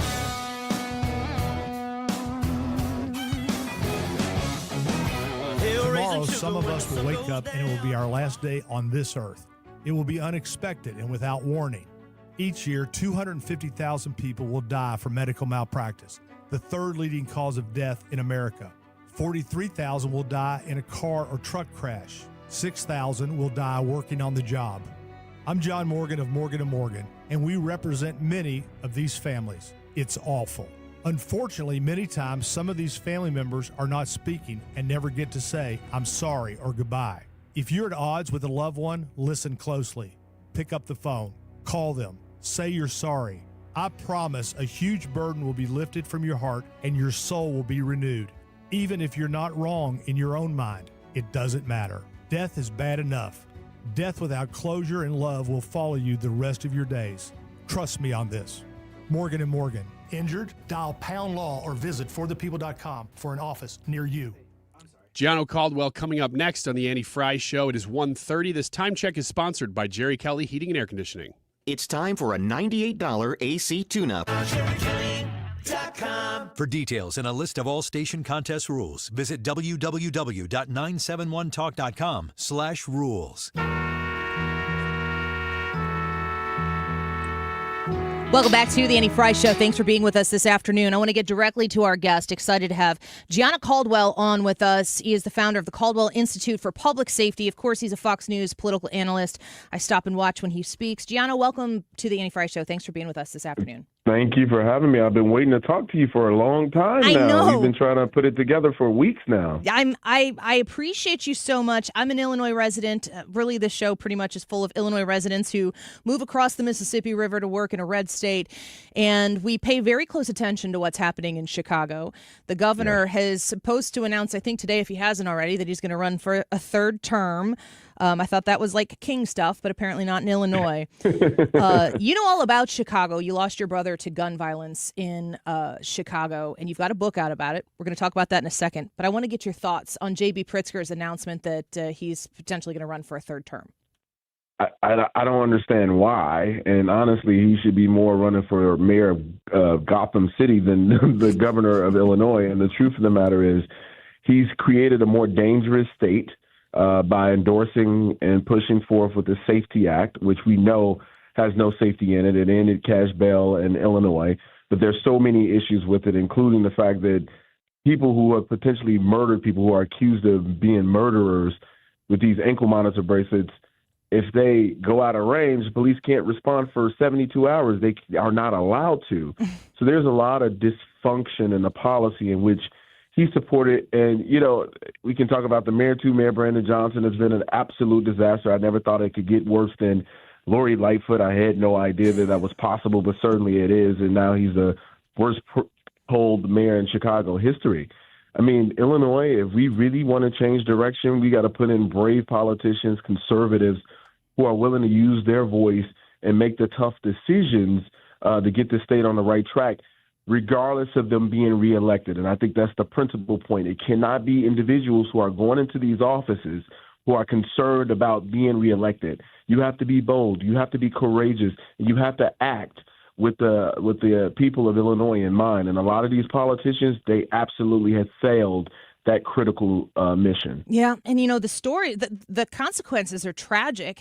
I've seen you talk about the loss of your brother on Fox News multiple times, and you've written a book, The Day My Brother Was Murdered. And I'm going to highlight here, just to broaden this understanding for people who are listening right now, that Christian, your brother, was one of over 150 people murdered across the United States on that day alone. So yes, it's a specific problem to Chicago, Illinois, but it is a broader problem. What is, you've looked at this, you've analyzed it. What is your response, and do you have solutions?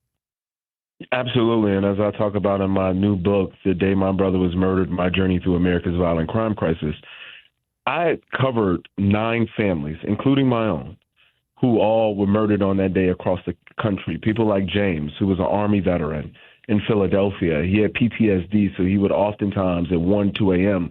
go to the park because he couldn't sleep. On June 24th, he did what he usually always does. He went to the park.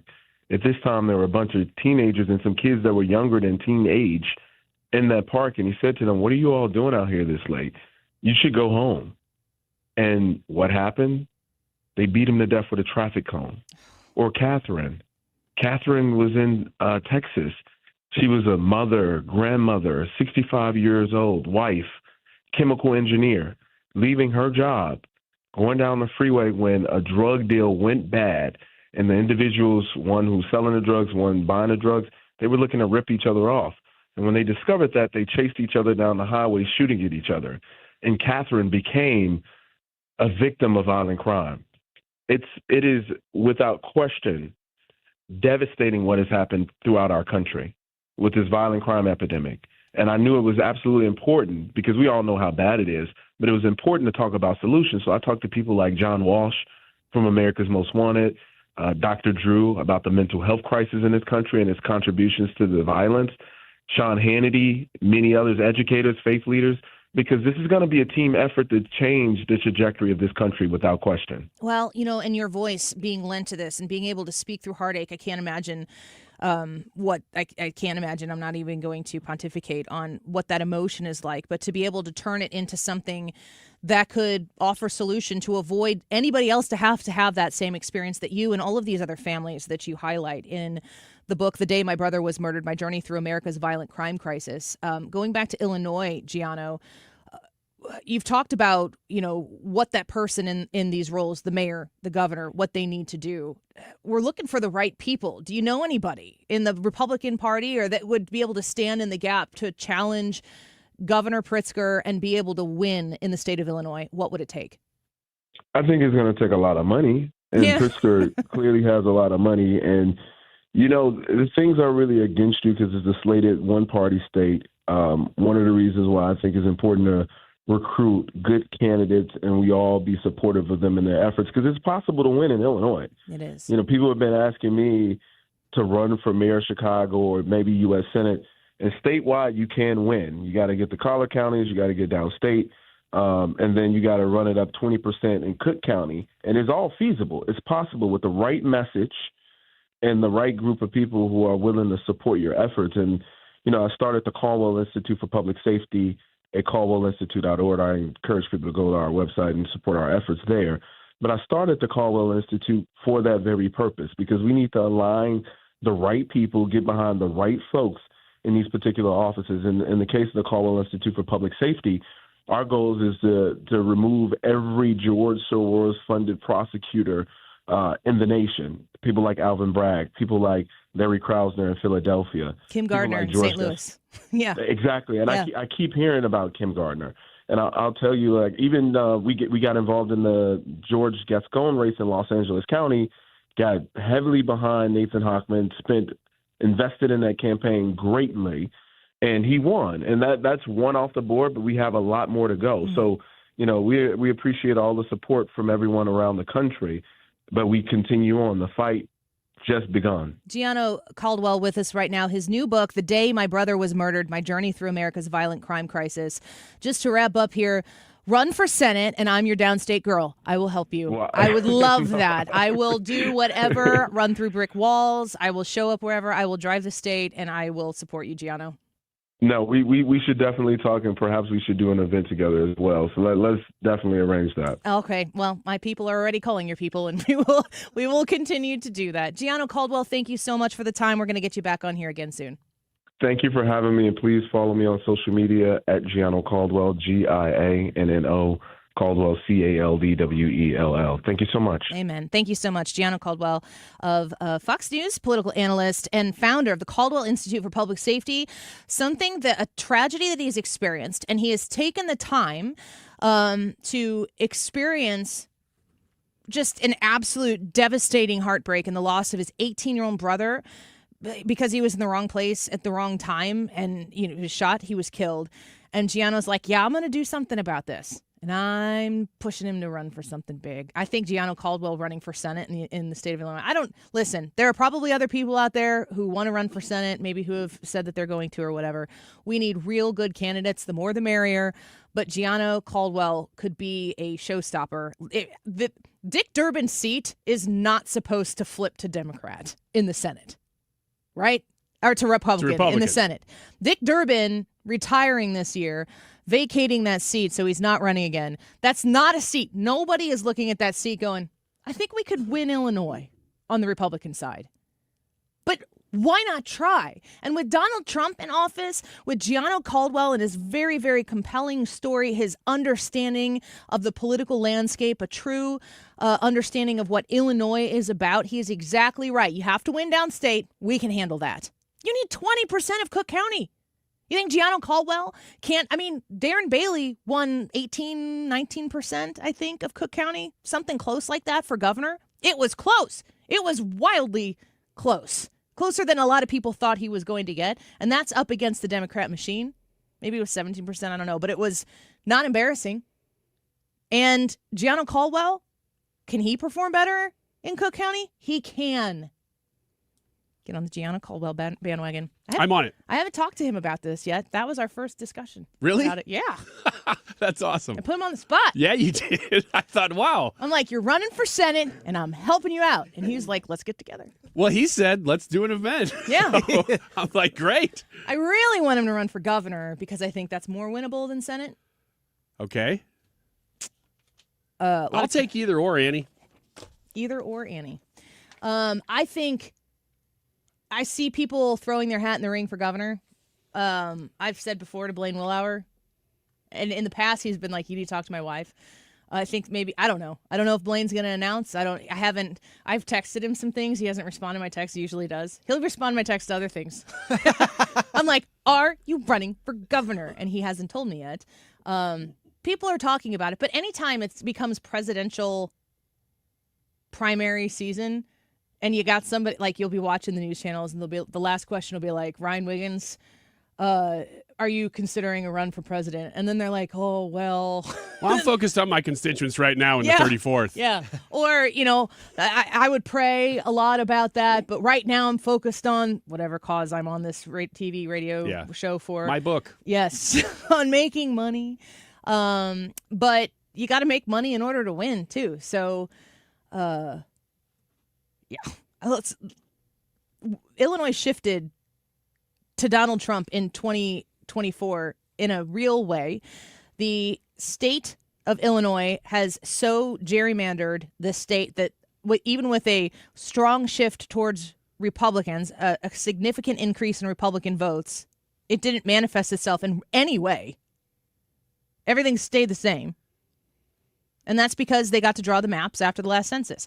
We really, really, really need to do a better job going into 2030 when the next census would happen so that we can rectify that.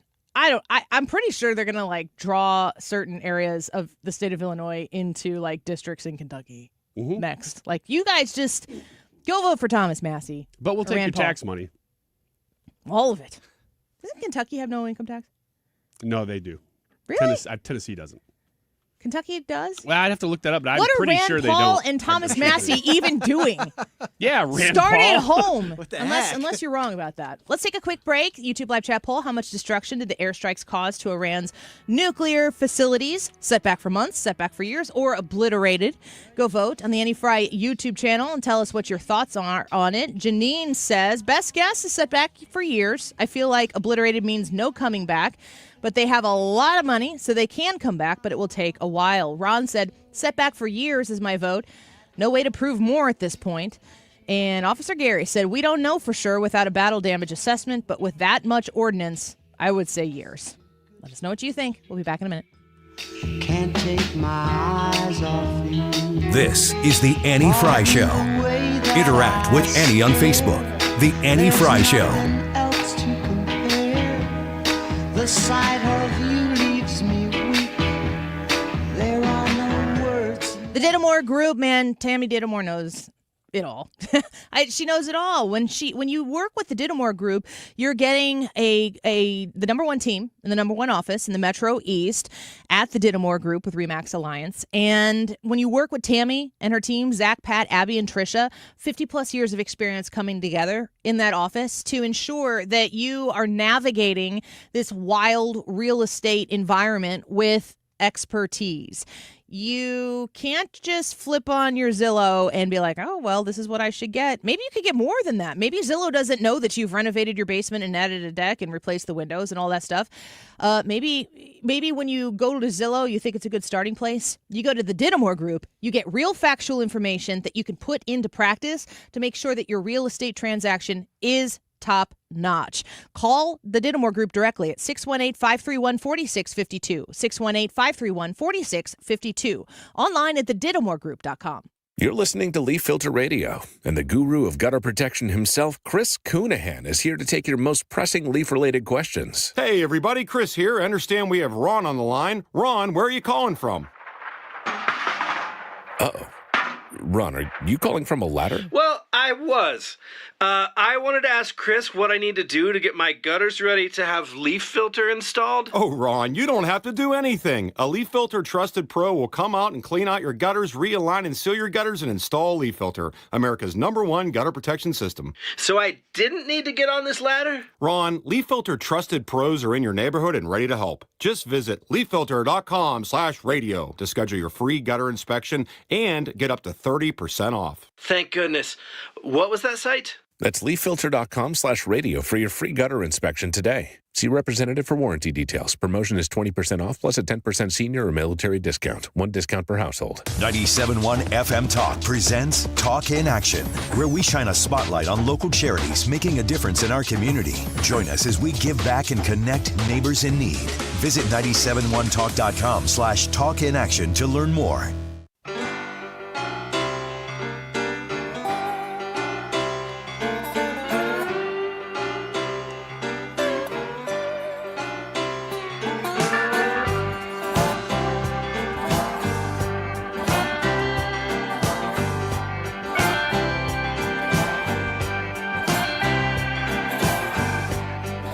This is The Annie Fry Show.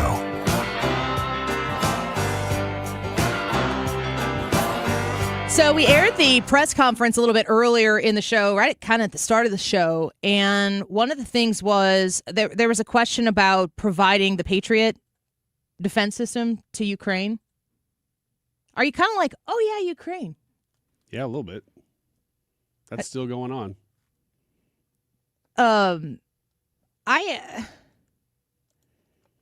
Putin called Trump, according to Trump, Putin called Trump and was like, hey, you need any help with Iran?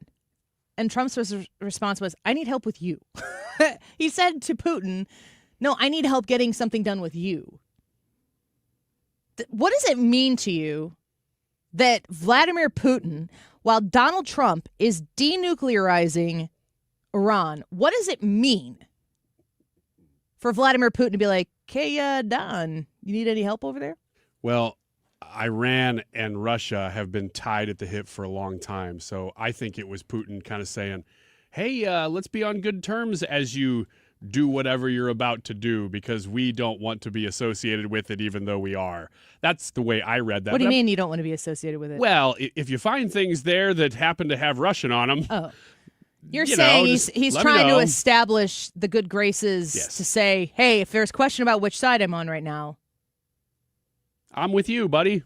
But I also like that they're talking. Proud to be an American. Yeah, he started singing Lee Greenwood to Donald Trump. In Russian. I wish I could do a Russian Lee Greenwood. That might be the most un-American thing ever said. Yeah, somebody's going, whoa, whoa, whoa, whoa, whoa. I'm not down with AI out there somewhere can do Vladimir Putin in a Russian accent singing, I'm proud to be an American. Balls, I'm looking at you. I'm glad to see them talking, though.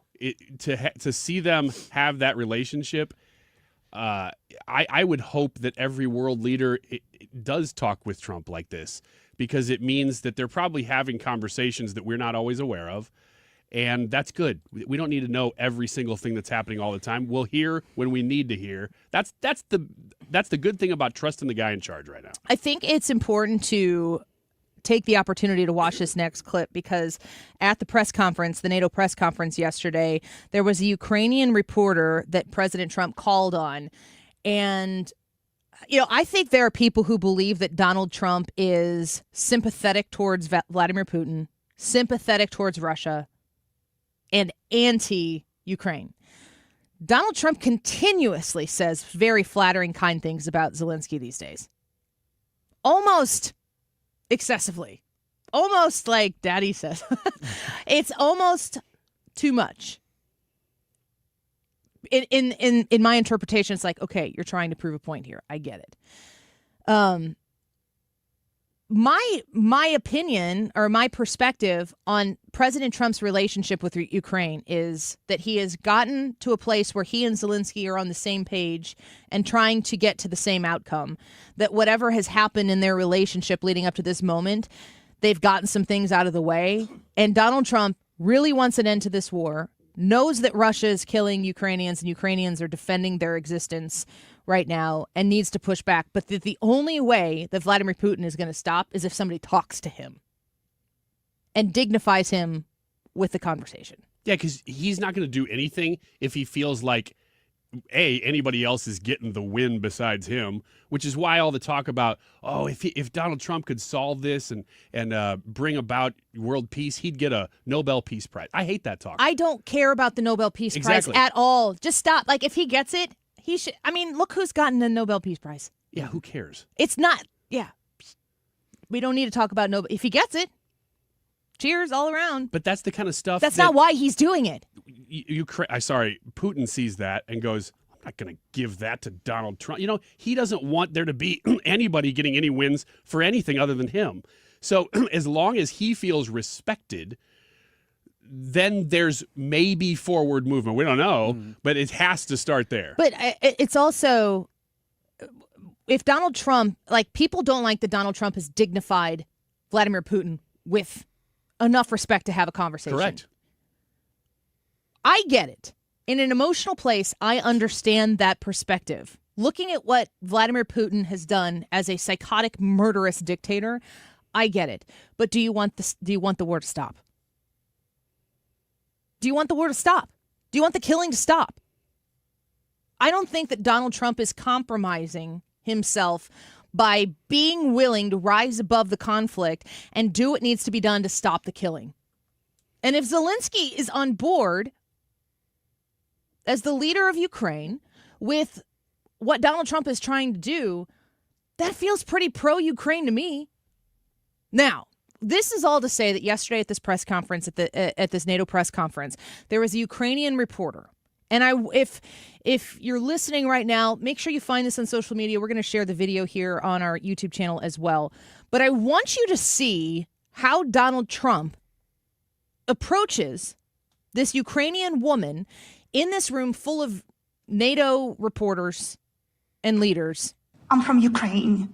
So my question to you is whether or not the U.S. is ready to sell anti-air missile systems Patriot to Ukraine. We know that Russia has been pounding Ukraine really heavily right now. Are you living yourself now in Ukraine? My husband is there. Wow. And I can see you it's amazing. And me with the kids, I'm in Warsaw actually, because he wanted me to be. Is your husband a soldier? No? He's there now? Yeah. Wow. That's rough stuff, right? That's tough. And you're living here? In Warsaw. And you're a reporter? I am. Good. So let me just tell you, they do want to have the missiles, okay, as they call them, the Patriots. And we're going to see if we can make some available, They're very hard to get. We need them too. We were supplying them to Israel. And they're very effective, 100% effective. Hard to believe how effective. And they do want that more than any other thing, as you probably know. That's a very good question. And I wish you a lot of luck. I mean, I can see it's very upsetting to you. So, So you can't hear it, but she mouths to him, "Thank you." It's a pretty human experience. It's a pretty human interaction there. And I think that the human connection that Donald Trump made with that reporter right there, and that reporter's boldness in asking that question, you are a reporter for Ukraine with an audience of the president of the United States, and you're like, would you give us Patriot missiles? And he saw the humanity in that, and he said, we're looking at it. I was emotionally moved to watch that woman talk about her husband being back in Ukraine. Did she say Brussels, I think it was, or something like that, with her child. She's not in Ukraine. Her husband wanted her to move. God bless America. We do not know what that existence is like. And Donald Trump's reaction, he connected to her as a human before he spoke as the president of the United States. Going back to last Friday's Annie Fry poll question was, is President Trump humble? Those moments are the ones that make me say, well, I don't know if humility is the right word or not, but he has a heart, and you can see it, and that's not always the portrayal I think that even he wants. He wants to look tough most of the time. He wants to look like he's the hard negotiator, which he is. But it seems to me like that's the active personification of Donald Trump. But this, to me, exists. Once in a while, it shows up. I think it exists 100% of the time. Once in a while, we get to see it. That's right. It's not once in a while it comes out. Once in a while, we get to see this. And you know this and I know this, that we have people come in here, come on the show, people we meet in our endeavors throughout our business that are connected to the president, who have worked with him, been with him, experienced Donald Trump over the years, and they all say the same thing. That he is an incredibly kind and generous person. And, I think you're right. He can't do his job better if he does that stuff all the time. Right. But I think that stuff is there all the time. He just doesn't need to, do the tap dance in front of the American people to pretend that he's something, because he is it. And if you look at the converse, and I'd say it's pretty bipartisan, probably, you could say that the left is trying to do that, but I think that would be short-sighted and just a partisan comment, that the people who run for office often on the left and the right get an opportunity like that, and then it's like, that's who that person is, and they try to manifest situations like that over and over and over again, and it's a show. And they're asking you to buy tickets to the show. Donald Trump doesn't need to earn your vote again. This is who this man is, and I think that because that's who he is, and it's not how he fronts all the time, that he is strong, he is bombastic. I think that's the personification he chooses to actively show. But I think that when this cuts through, for every one time we see that, how many times has that type of an exchange that involves potentially even more generosity, how many times has that happened? The opposite point real quick, too. We just saw this, that when he gets really mad, he's not reckless, which that's the way he's painted, too, and it's not the case. You would have seen it last week. He dropped the F-bomb. That's as bad as it got. Well, there were the other bombs, but... Well. But he was restrained. We'll be right back. Don't go away. Your home sold guaranteed, or I'll buy it.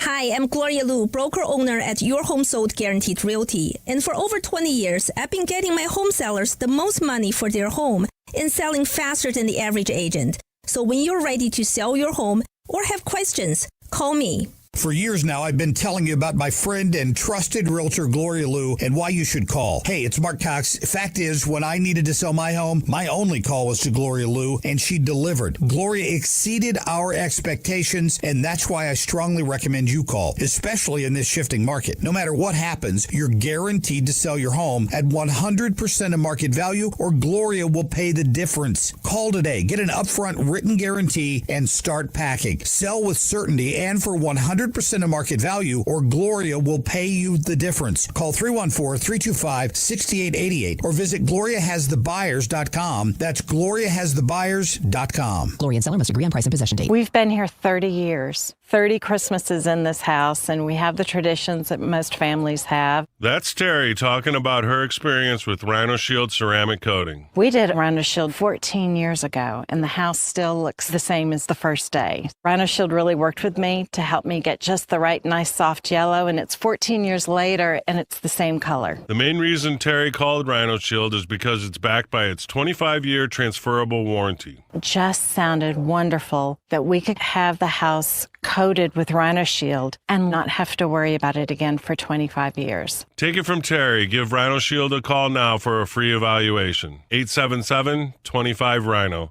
877-25-RHINO. Or visit 877-25rhino.com. There have been neighbors that have come by and said, "Did you just have your house painted?" Because they wanted to know who the contractor was. And I said, "No, it's actually Rhino Shield." 877-25rhino.com. Do you owe $10,000 or more in credit card debt or personal loans? With credit card debt at all-time highs, Debt Relief Advocates is urgently notifying consumers of debt relief now being made available, designed to aid consumers with out-of-control credit card debt. Those who qualify and enroll for this relief program will only have to pay back a fraction of what they owe. This is not bankruptcy or a debt consolidation loan. This is a relief program that credit card companies would rather you not know about, as it ends your debt nightmare and saves you lots of money. Consumers owing at least $10,000 in credit card debt or personal loans can now take advantage of this debt relief as the cost of living skyrockets. Debt Relief Advocates has established a relief hotline for you to call to learn what debt reduction you may qualify for, so don't wait. For this free information, call the Relief Hotline at 800-390-1164. 800-390-1164.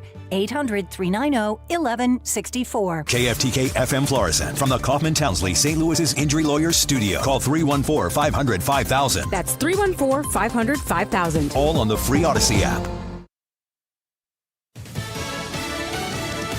15 years of planning. I'm Chris Foster, Fox News. The bombs that used to hit Iran's underground Fordow nuclear fuel plant were designed specifically for that site, says Joint Chiefs Chairman Lieutenant General Dan Kane. The DITRA team understood with a high degree of confidence the elements of the target required to kill its functions, and the weapons were designed, planned, and delivered to ensure that they achieve the effects in the mission space. Iran's supreme leader says the success of the strikes is being exaggerated and that his country won the 12-day war with Israel. Despite the killing of top generals and scientists, the reported destruction of large amounts of military hardware, and what President Donald Trump claims was the obliteration of Iran's nuclear program, the Islamic Republic's supreme leader has congratulated the Iranian people on victory over Israel, and he claims delivering a hard slap to the face of America. Fox's Jonathan Savage. Medicaid changes in the Republicans' so-called Big Beautiful Bill are found by the Senate parliamentarian to violate Senate rules. Majority Leader John Thune says he will not move to overrule that.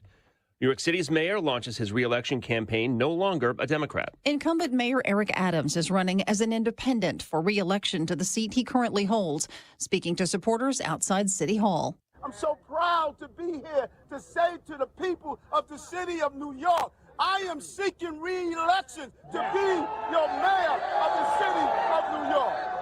The announcement comes just days after Andrew Cuomo was defeated in the Democratic primary by Zohran Mamdani. And Adams had a message for hecklers in the crowd who tried to shout over him. So you can call me all the names you want, but I'm going to answer to only one.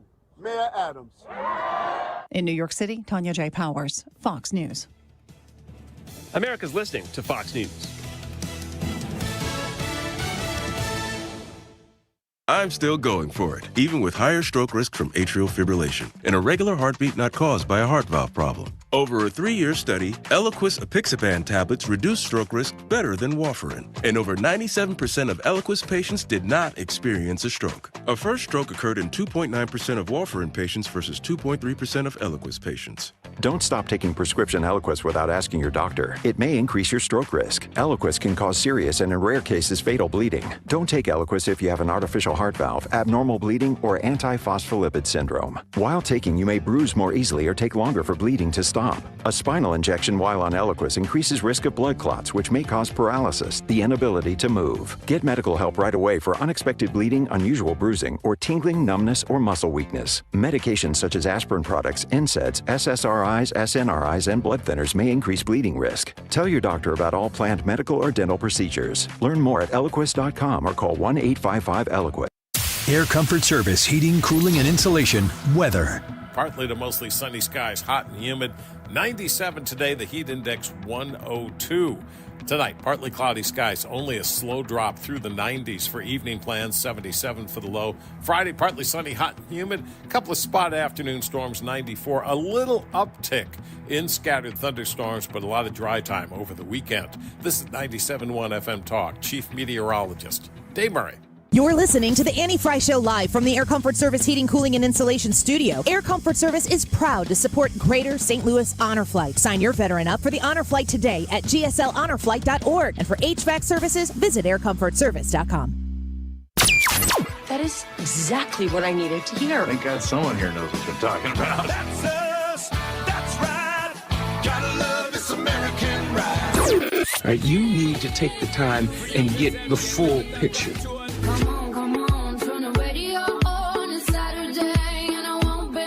Don't get me wrong, I love the ladies. I mean, they rev my engine, but they don't belong in the newsroom. It is Anchor Man, not Anchor Lady. What do you want from me? I'm not America's sweetheart. Goodness sake, kid. Keep your voice down. Your father's listening to the radio. I'm not America's sweetheart. This is the Annie Fry Show. How are we not talking more about the Diddy trial? Do you pay attention to the Diddy trial? Only when there's a major development in it. Has there been? I mean, it's supposed to wrap up, right? Well, I just keep seeing now that people are saying, oh my gosh, are you kidding me? Diddy's going to walk free. Yeah. But I haven't looked into it enough to know why that's the case. It's hard to look into. And I will tell you that the reason why we don't talk about it a lot here is because I can't say most of the words necessary to report on it. You can say freak off. You should say it more often. Sorry, I got a little heated there. Go on. There's no real reason for you to say it more often other than just that anytime I hear a news person say freak off, it's weird. I'm like, they had to say that. It's just part of our conversation now. It's just part of what we discuss. It's bizarre. What's the consequence? What's the fallout of what Diddy did? Did he do it? Did he do it? Also, what is a freak off? No. No. Because I don't think that I've ever been to one. You ask that question next time you're on the Mark Cox Show. I will. Just Tuesday. Throw it out there. You want to give a timestamp? Tuesday at 8:30. It's called appointment listening, people. Come back for the Mark Cox Morning Show where I just ask everybody in the room, Kim, what's a freak off? Let's start with Mark. Let's start there. When I'm paying attention to the story, like all those disgusting details, if everything is among consenting adults, while it's depraved and debaucherous, I don't really want to know those details. Was he committing crimes? Were there minors involved? Did he abuse people? Where's the Epstein list? That's really, to me, everything comes back to where is the information here? And I'm wondering, does the Diddy conversation intersect with the Epstein conversation? In my mind, it's completely the same, but I can't in a court of law explain how that's the case. So I don't know if the information is out there and I'm just not seeking it out because I'm kind of repulsed by it, or if it's not out there and there are all these people making these allegations. I mean, there's a lot of conspiracy about what's going on with the Epstein stuff. But there's also a lot of really, really, really factually based, evidence-based things that Epstein was involved in, and we just kind of have moved on from it. I want to make the case that I don't think the Diddy case, actually probably Epstein too, but the Diddy case in particular is just a legal case. I'm not saying that I want to know everything that happened in those parties, whatever we're calling What's them. happening to your voice? Well, I don't want to Don't do it! Go back to something else. I don't really know what was going on in those freak offs. But here's the thing. If it was really, of course it was, if it was really, really disgusting stuff, I mean stuff that makes your stomach go, oh gosh, how could they be doing this for fun with each other and with probably non-celebrities? These are the people running entertainment in the United States in a lot of ways. And so while I don't want to know every single detail, I do want to know, what are you willing to compromise? And then what are you willing to share with the rest of the world that you're like, yeah, this is okay because I'm okay with it. Is he a Fed? Did he? I've heard it. I have not heard that one. That he was. You haven't heard that he's cooperating with the Feds? No. But that would make them in on it, which is a conspiracy. I'll just go to NBC News here, and here's what they say you need to know about the trial. Assistant U.S. Attorney Christy Slavic urged members of the jury to, quote, use common sense. Good advice, Christy. As the government began its final arguments that Combs allegedly used his business empire as a criminal enterprise.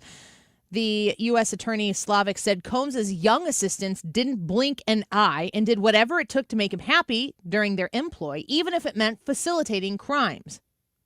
Combs faces 5 criminal counts. 1 count of racketeering conspiracy, 2 counts of sex trafficking by force, fraud, or coercion, and 2 counts of transportation to engage in prostitution. Combs is vociferously denied the allegations against him. This live briefing may include graphic depictions of sexual violence. So when you're watching all of this, I know that there's the video of him coming out in a towel and beating this girl down to the ground and just kicking her, and like, I mean, I don't think that I don't understand being attracted to this stuff to follow it, but I also do not like true crime stuff. So I think that if you're a true crime person, you're probably paying attention to this more. I know it's a very, very, very popular content category. This report came just a few minutes ago on NBC News. The traveling freak-off show was always in motion and coming to a glamorous locale near you, according to Slavic. Ventura and male escorts traveled through Los Angeles, Miami, New York, Atlanta, the Turks and Caicos, did I say that right? Islands, and Ibiza, according to travel and credit card records cited by the prosecutor. So he would take the freak-off show on the road. You said it. I did. You win. Interstate transportation for prostitution, 2 of the 5 counts against Combs, is likely the least talked about part of the case. And that's reflected as Slavic saves it for the last portion of her closing argument. Slavic reviewed travel itineraries for sex workers who were flown out across the country for Combs's freak-offs. She went over the payment as well, which were put on Combs's American Express card. Big Amex. Amex is like, wait, hang on. What's the slogan for American Express? Don't leave home without it. I don't think we're everywhere you want to be. No, that's Visa, isn't it? I don't know. Visa's like, I think we're going to sue you. While the defense might try to say Combs' highest-ranking employees were unaware of his freak-offs, the prosecution, it's, by the way, every time NBC News reports freak-offs, it's in quotations. Oh, okay. So they're quoting somebody else who said freak off. No. I mean, nothing else is in quotations. It's them saying it. They're using that word, but it's as if they're not accepting it into the English language quite yet. We don't know what else to call this, so we're calling it a Is it always freak off? The end of the year where Webster Dictionary's like, let's go over the new words in the dictionary. Freak off's going to be in there. Yeah. Oh, it's that's unfortunate. it's like Dr. Evil and magma. Yeah. Segma. Slavic noted how Christina Coram got workers to the hotel rooms and that she did damage control. Combs' head of security mentioned it to Combs' former assistant and helped buy drugs for Combs. A former assistant saw video of a freak magma on a staff They're both iPad. very hot. Yeah, okay. It defies logic to think that his most trusted lieutenants were in the dark. They knew what was happening, and they helped him do it. Did you ask a question in an X's and O's segment one time about Obama-shaped ecstasy tablets? Yes. That was so weird because I think I had gone, that might have been in April, and I took a weekend with my daughter out of town, and like dipped into X maybe just a couple times, and I was seeing all these pictures of Barack Obama, but it looked like this is just the frame of mind, folks. We eat Mickey waffles in my house. So like you take Mickey's head, but you put it on a waffle, and I kept seeing this like cartoon picture of like an Obama waffle, but it turned out it was an ecstasy pill. Yes, it was.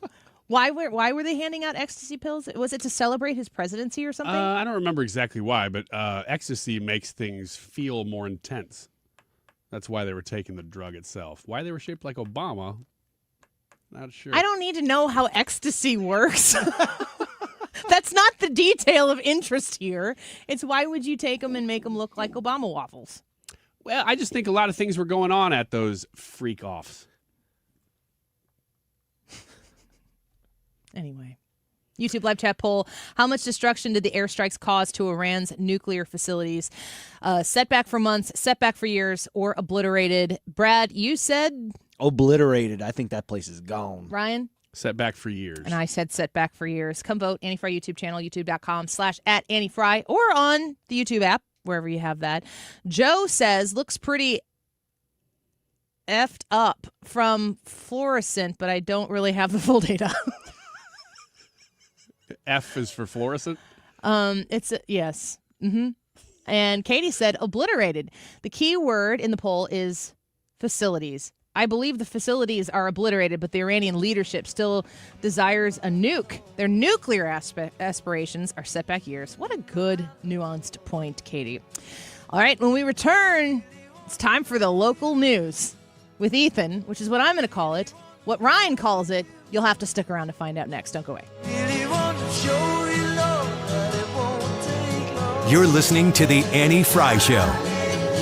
Find the podcast, on-demand audio, and more at 971talk.com/Annie.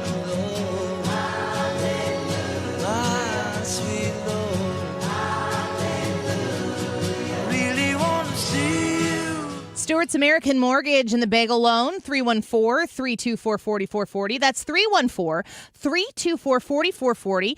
Stewie wants to talk to you. You can text him if you're interested in starting the conversation that way. I think a lot of people are moving towards texting, and he is happy to take that text message from you. But if you're seeking out a new mortgage, you're going to buy a new home, or if you're looking to refinance your house, take some cash out of your house, and you need to know what your options are, Stewie is the destination for finding out what those options are. If you qualify for the Bagel Loan, I've used it twice, you're going to pay nothing in closing costs to get that mortgage completed. Here are some other benefits of the Bagel Loan, only available at Stewart's American Mortgage. He can close in less than 2 weeks, and once you're pre-approved, you can go to the website and generate your own pre-approval letters for your needs without having to go through a middleman. 314-324-4440. That's 314-324-4440. Call him, text him, tell him Annie sent you. Google the Bagel Loan and MLS number 226715.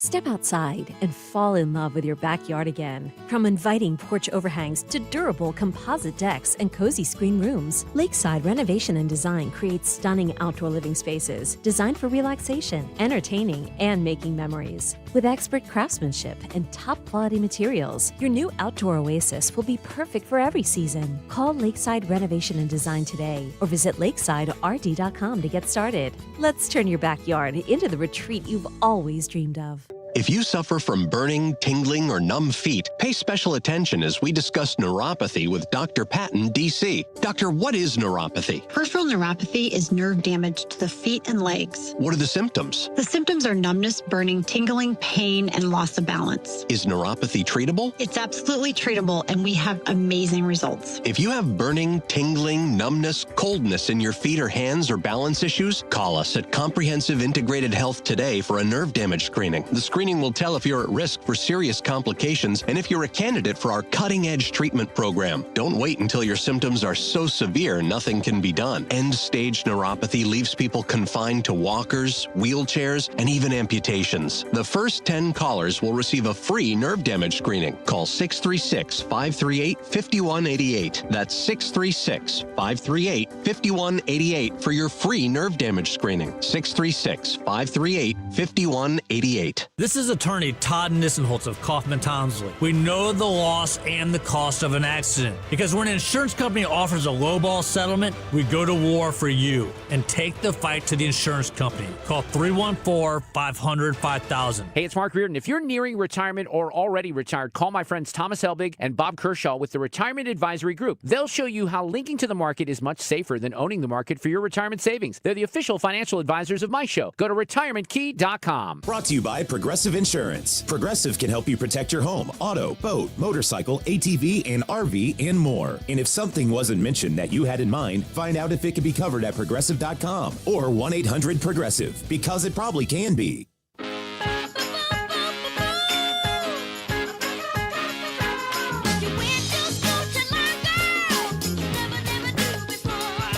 This is the Annie Fry Show.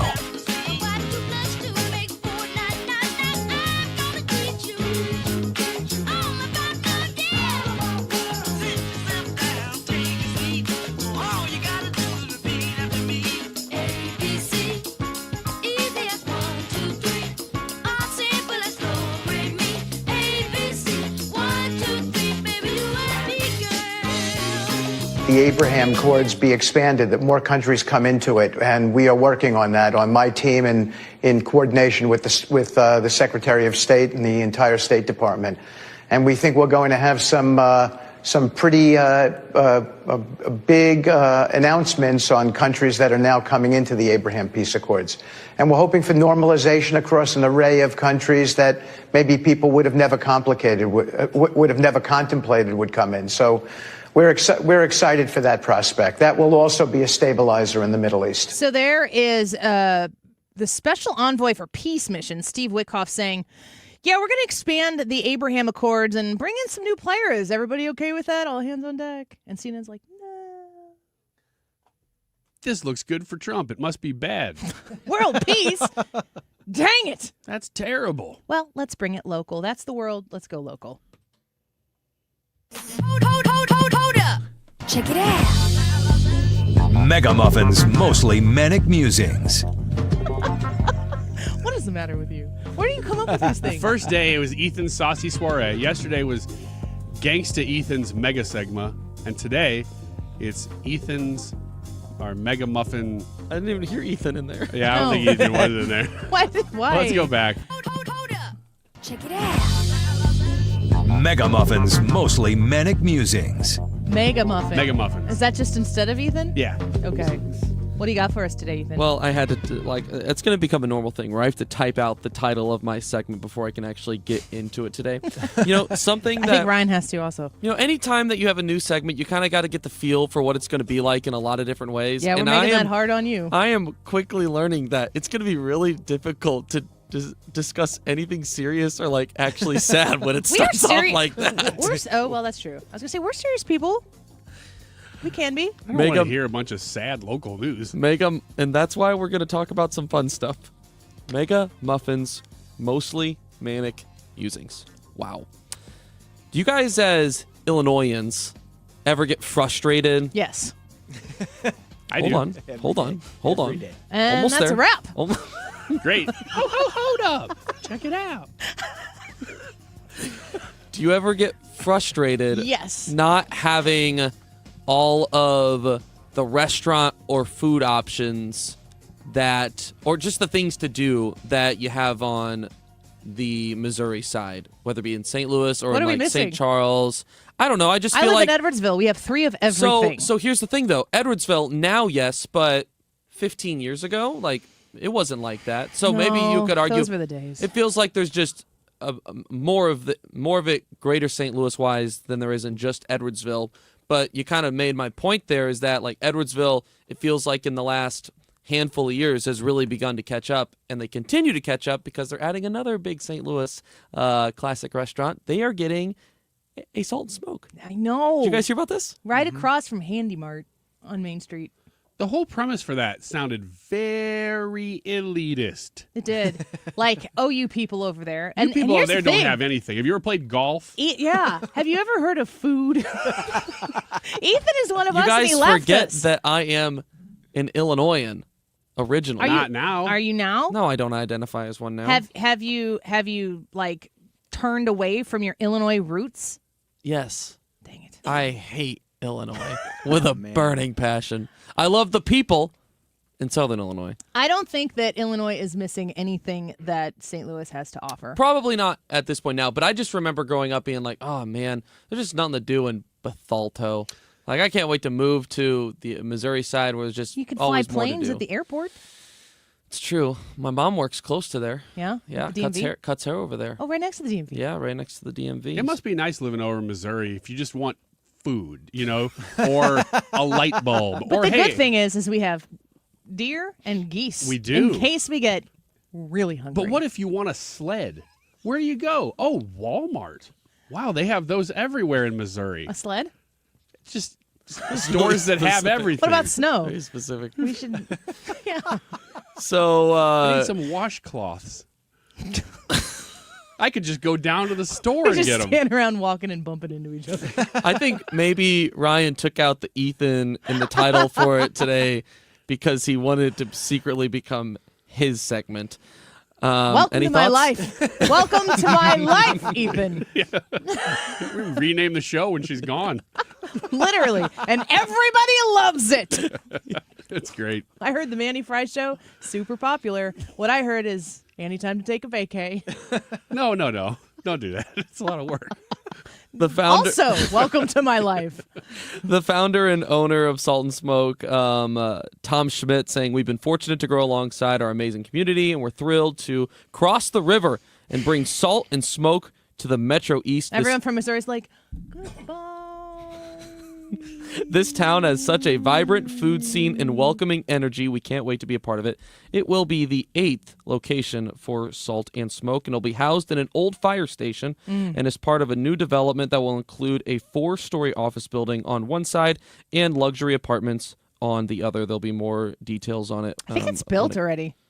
Oh, really? Well, it's an old Right fire next to it. station. Well, it's the old fire station in Edwardsville on Main Street, just a couple blocks down from the Wildie, because they built a beautiful new facility just a little bit south of there. There's a building. They've renovated part of that. Maybe they haven't done that. I saw that story about Salt and Smoke, and I was pretty excited about it. I'm glad to hear you guys still have a fire station, though. That's not just housing restaurants and office It was space. pretty shaky in between.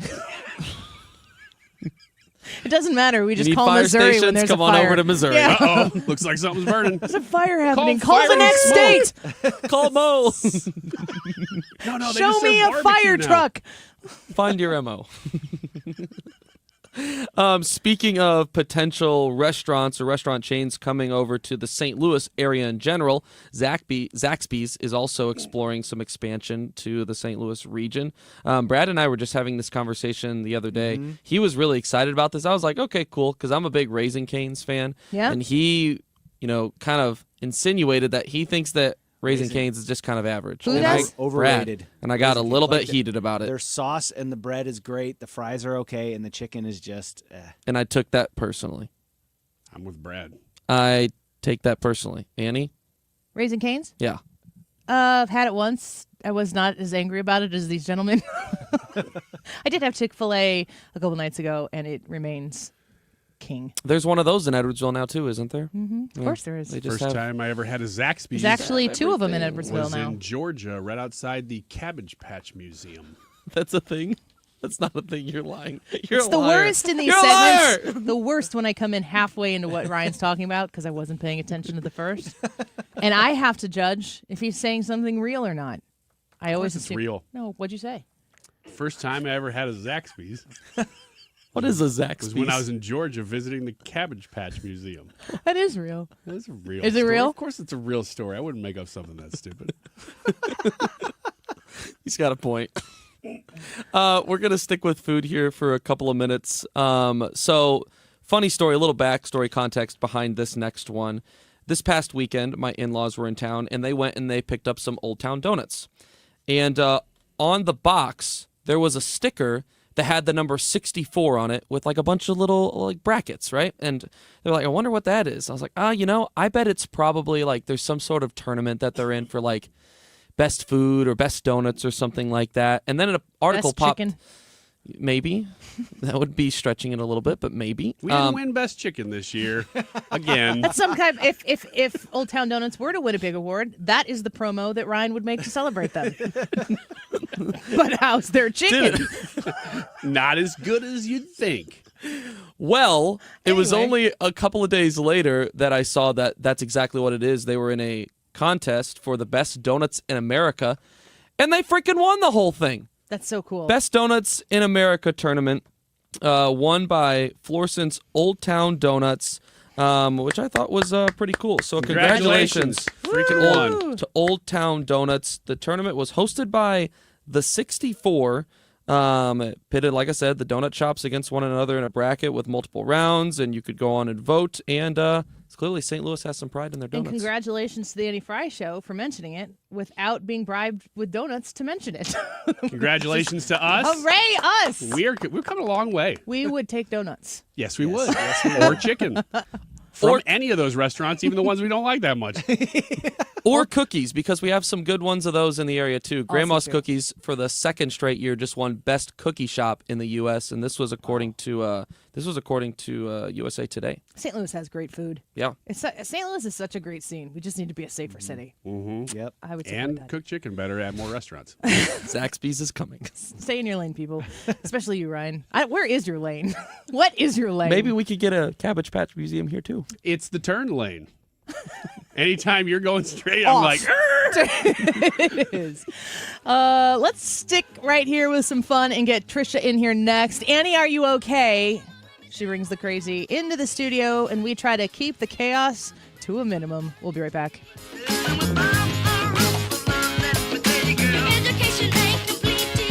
This is the Annie Fry Show. Follow Annie on X at Annie Fry Show.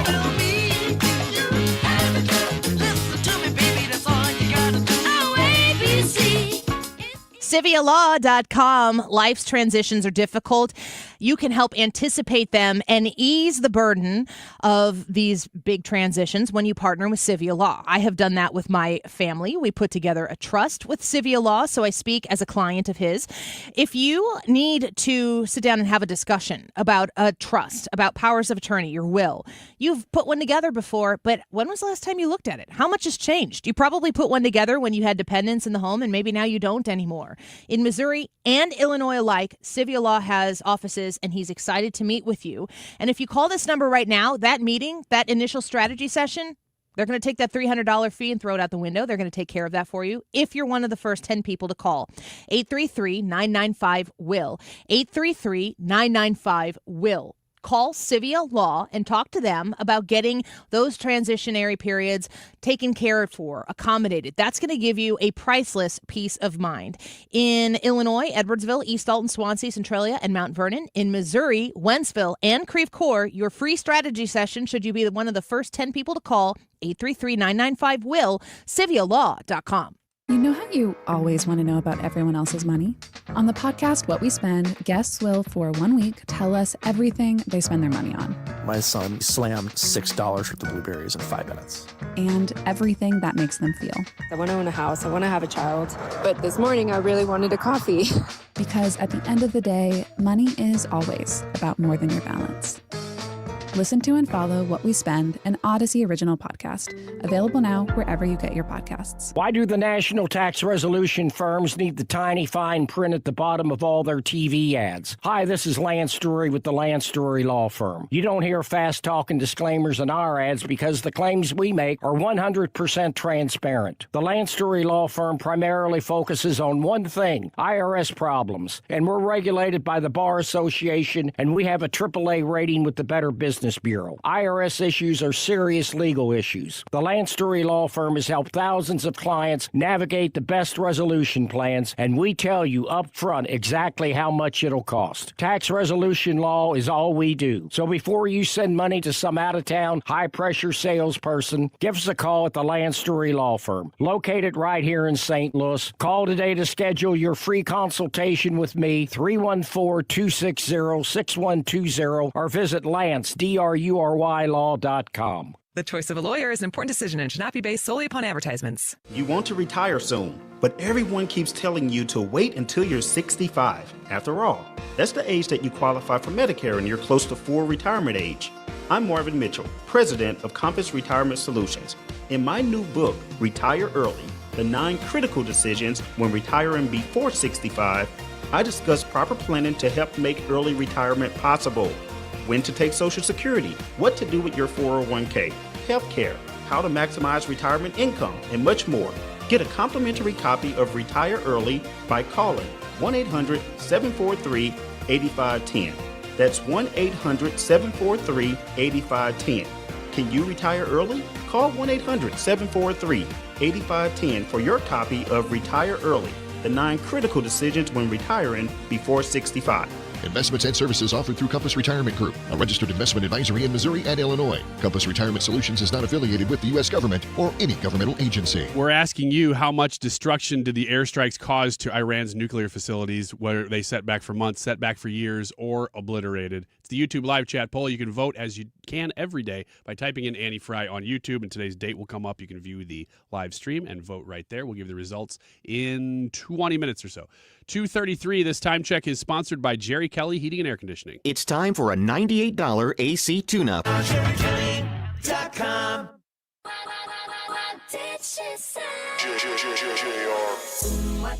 You're listening to The Annie Fry Show, live at 1.0 speed.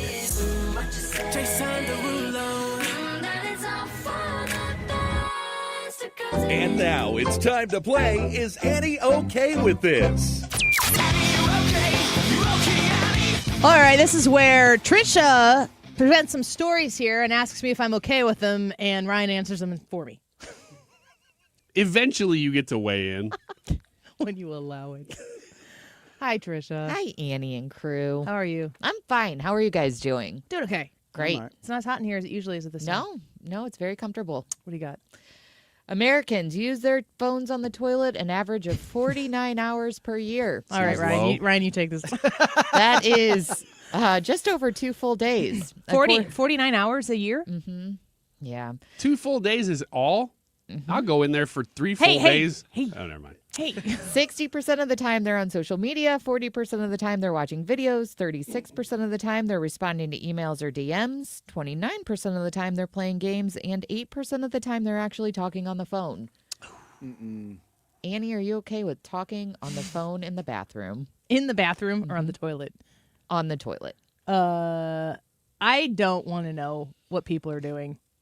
If you're talking about people talking to me, I have small children, so nothing that I ever do is really that private. Fair. For instance, last night I was taking a shower and glass door, and so it's just like a revolving door of the littles.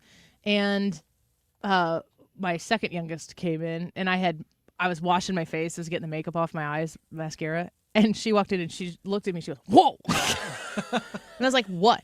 She's like, "You got a little something there." And then she walked out. She comes back in, and I had thought I washed out. I'm like, "Is it better?" She goes, "It's just on the bags of your eyes now." And I'm like, and my 12-year-old is around the corner, and she sticks her head in like, She goes, "Mom, it's "Ooh." okay."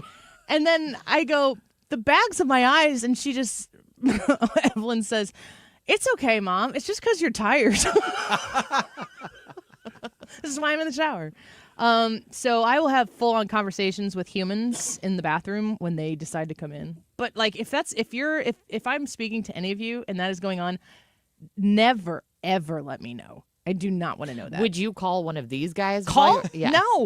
No calls. That's 8% of people are just sitting there yucking it up on their phone. hate that so much. There is nobody that I feel that comfortable with on the face of the planet that I would be sharing that moment with, or that I would want to share that moment with. I'm going to ask from now on, though. Annie, you on the toilet? Anytime you call. All right. Well, where are you? How often do I call you? It's a lot of reverb. It's real echoey there. How often do I call you? I'd say once, maybe a year. It's only when I'm in the bathroom. Can we all agree, though, that in a public bathroom, anything that makes noise, not okay. Watching videos, talking on the phone, I understand if once in a great while an emergency happens, you get a call you've been waiting on for 2 months. No, no, speaker. no. That call is Hold too on, I'm important to finishing take on the something. toilet. No, you got to take it though, but you got to wrap things up fast. Get out of there. Woman charged with. Who are you talking to? Okay, well, CBS. They this finally picked up sounds my like- pilot. Sounds like an Austin Powers skit. Show that who's boss. woman charged with third-degree felony stalking after marrying her ex without his consent. Well, that would qualify. This is out of Texas. A man returned home one day to a Bath & Body Works gift bag that contained a certified marriage license, Bath and Body Works. as well as a photo of his ex-girlfriend holding said license. A note inside read, quote, "Congrats, maybe call your wife." Apparently, the two had been in a relationship and had planned to get married, but they broke it off before the wedding. Did he have a wife? He did no. He had. This is an ex-girlfriend. Mm-hmm. They were gonna get married. They got the marriage license. He was like, "I think there are some warning signs here. We're not going through with this." He broke it off. She took the marriage license, called a reverend friend of hers, told him that she needed this certified, and made up some excuse as to why the groom couldn't be present. And then took it to the courthouse he doesn't and filed know. it. He doesn't. Yeah. So she was under arrest, and the reverend is very sorry. Annie, are you okay with secret families? Annie, are you okay with Bath and Body Works? Wouldn't it be weird if I had one? I feel real nervous right now. Yeah, you should. Bath and Body Works? Yep. Did you say Bed Bath and Beyond the first time or Bath and Body Works? I think Bath and Body Works. I love Bath and Body Works. This is a special place in my heart because it was a huge deal in the 90s. Mm-hmm. I still love the soap. I nerd out anytime I can. It's too expensive to do all the time, but I like the hand soap. I usually buy Myers soap now, but Bath and Body Works stuff is good, but it's just I am getting of the age where I need a better quality product for my skin. Fair enough. Sad face all around. Yeah. I use Irish Spring. That's just the most dude thing ever. The top of the top. I think we have Irish Spring in our shower right now that Jared uses. I thought it was classy until now. For you, it is. I'm a little ashamed. It's a step up. I was saying something that would be impressive. So hold on. What? Okay, hold on. If Irish Spring is classy, what's for the normies, the little people out there? Like old slabs that you find in abandoned houses. It's like ivory.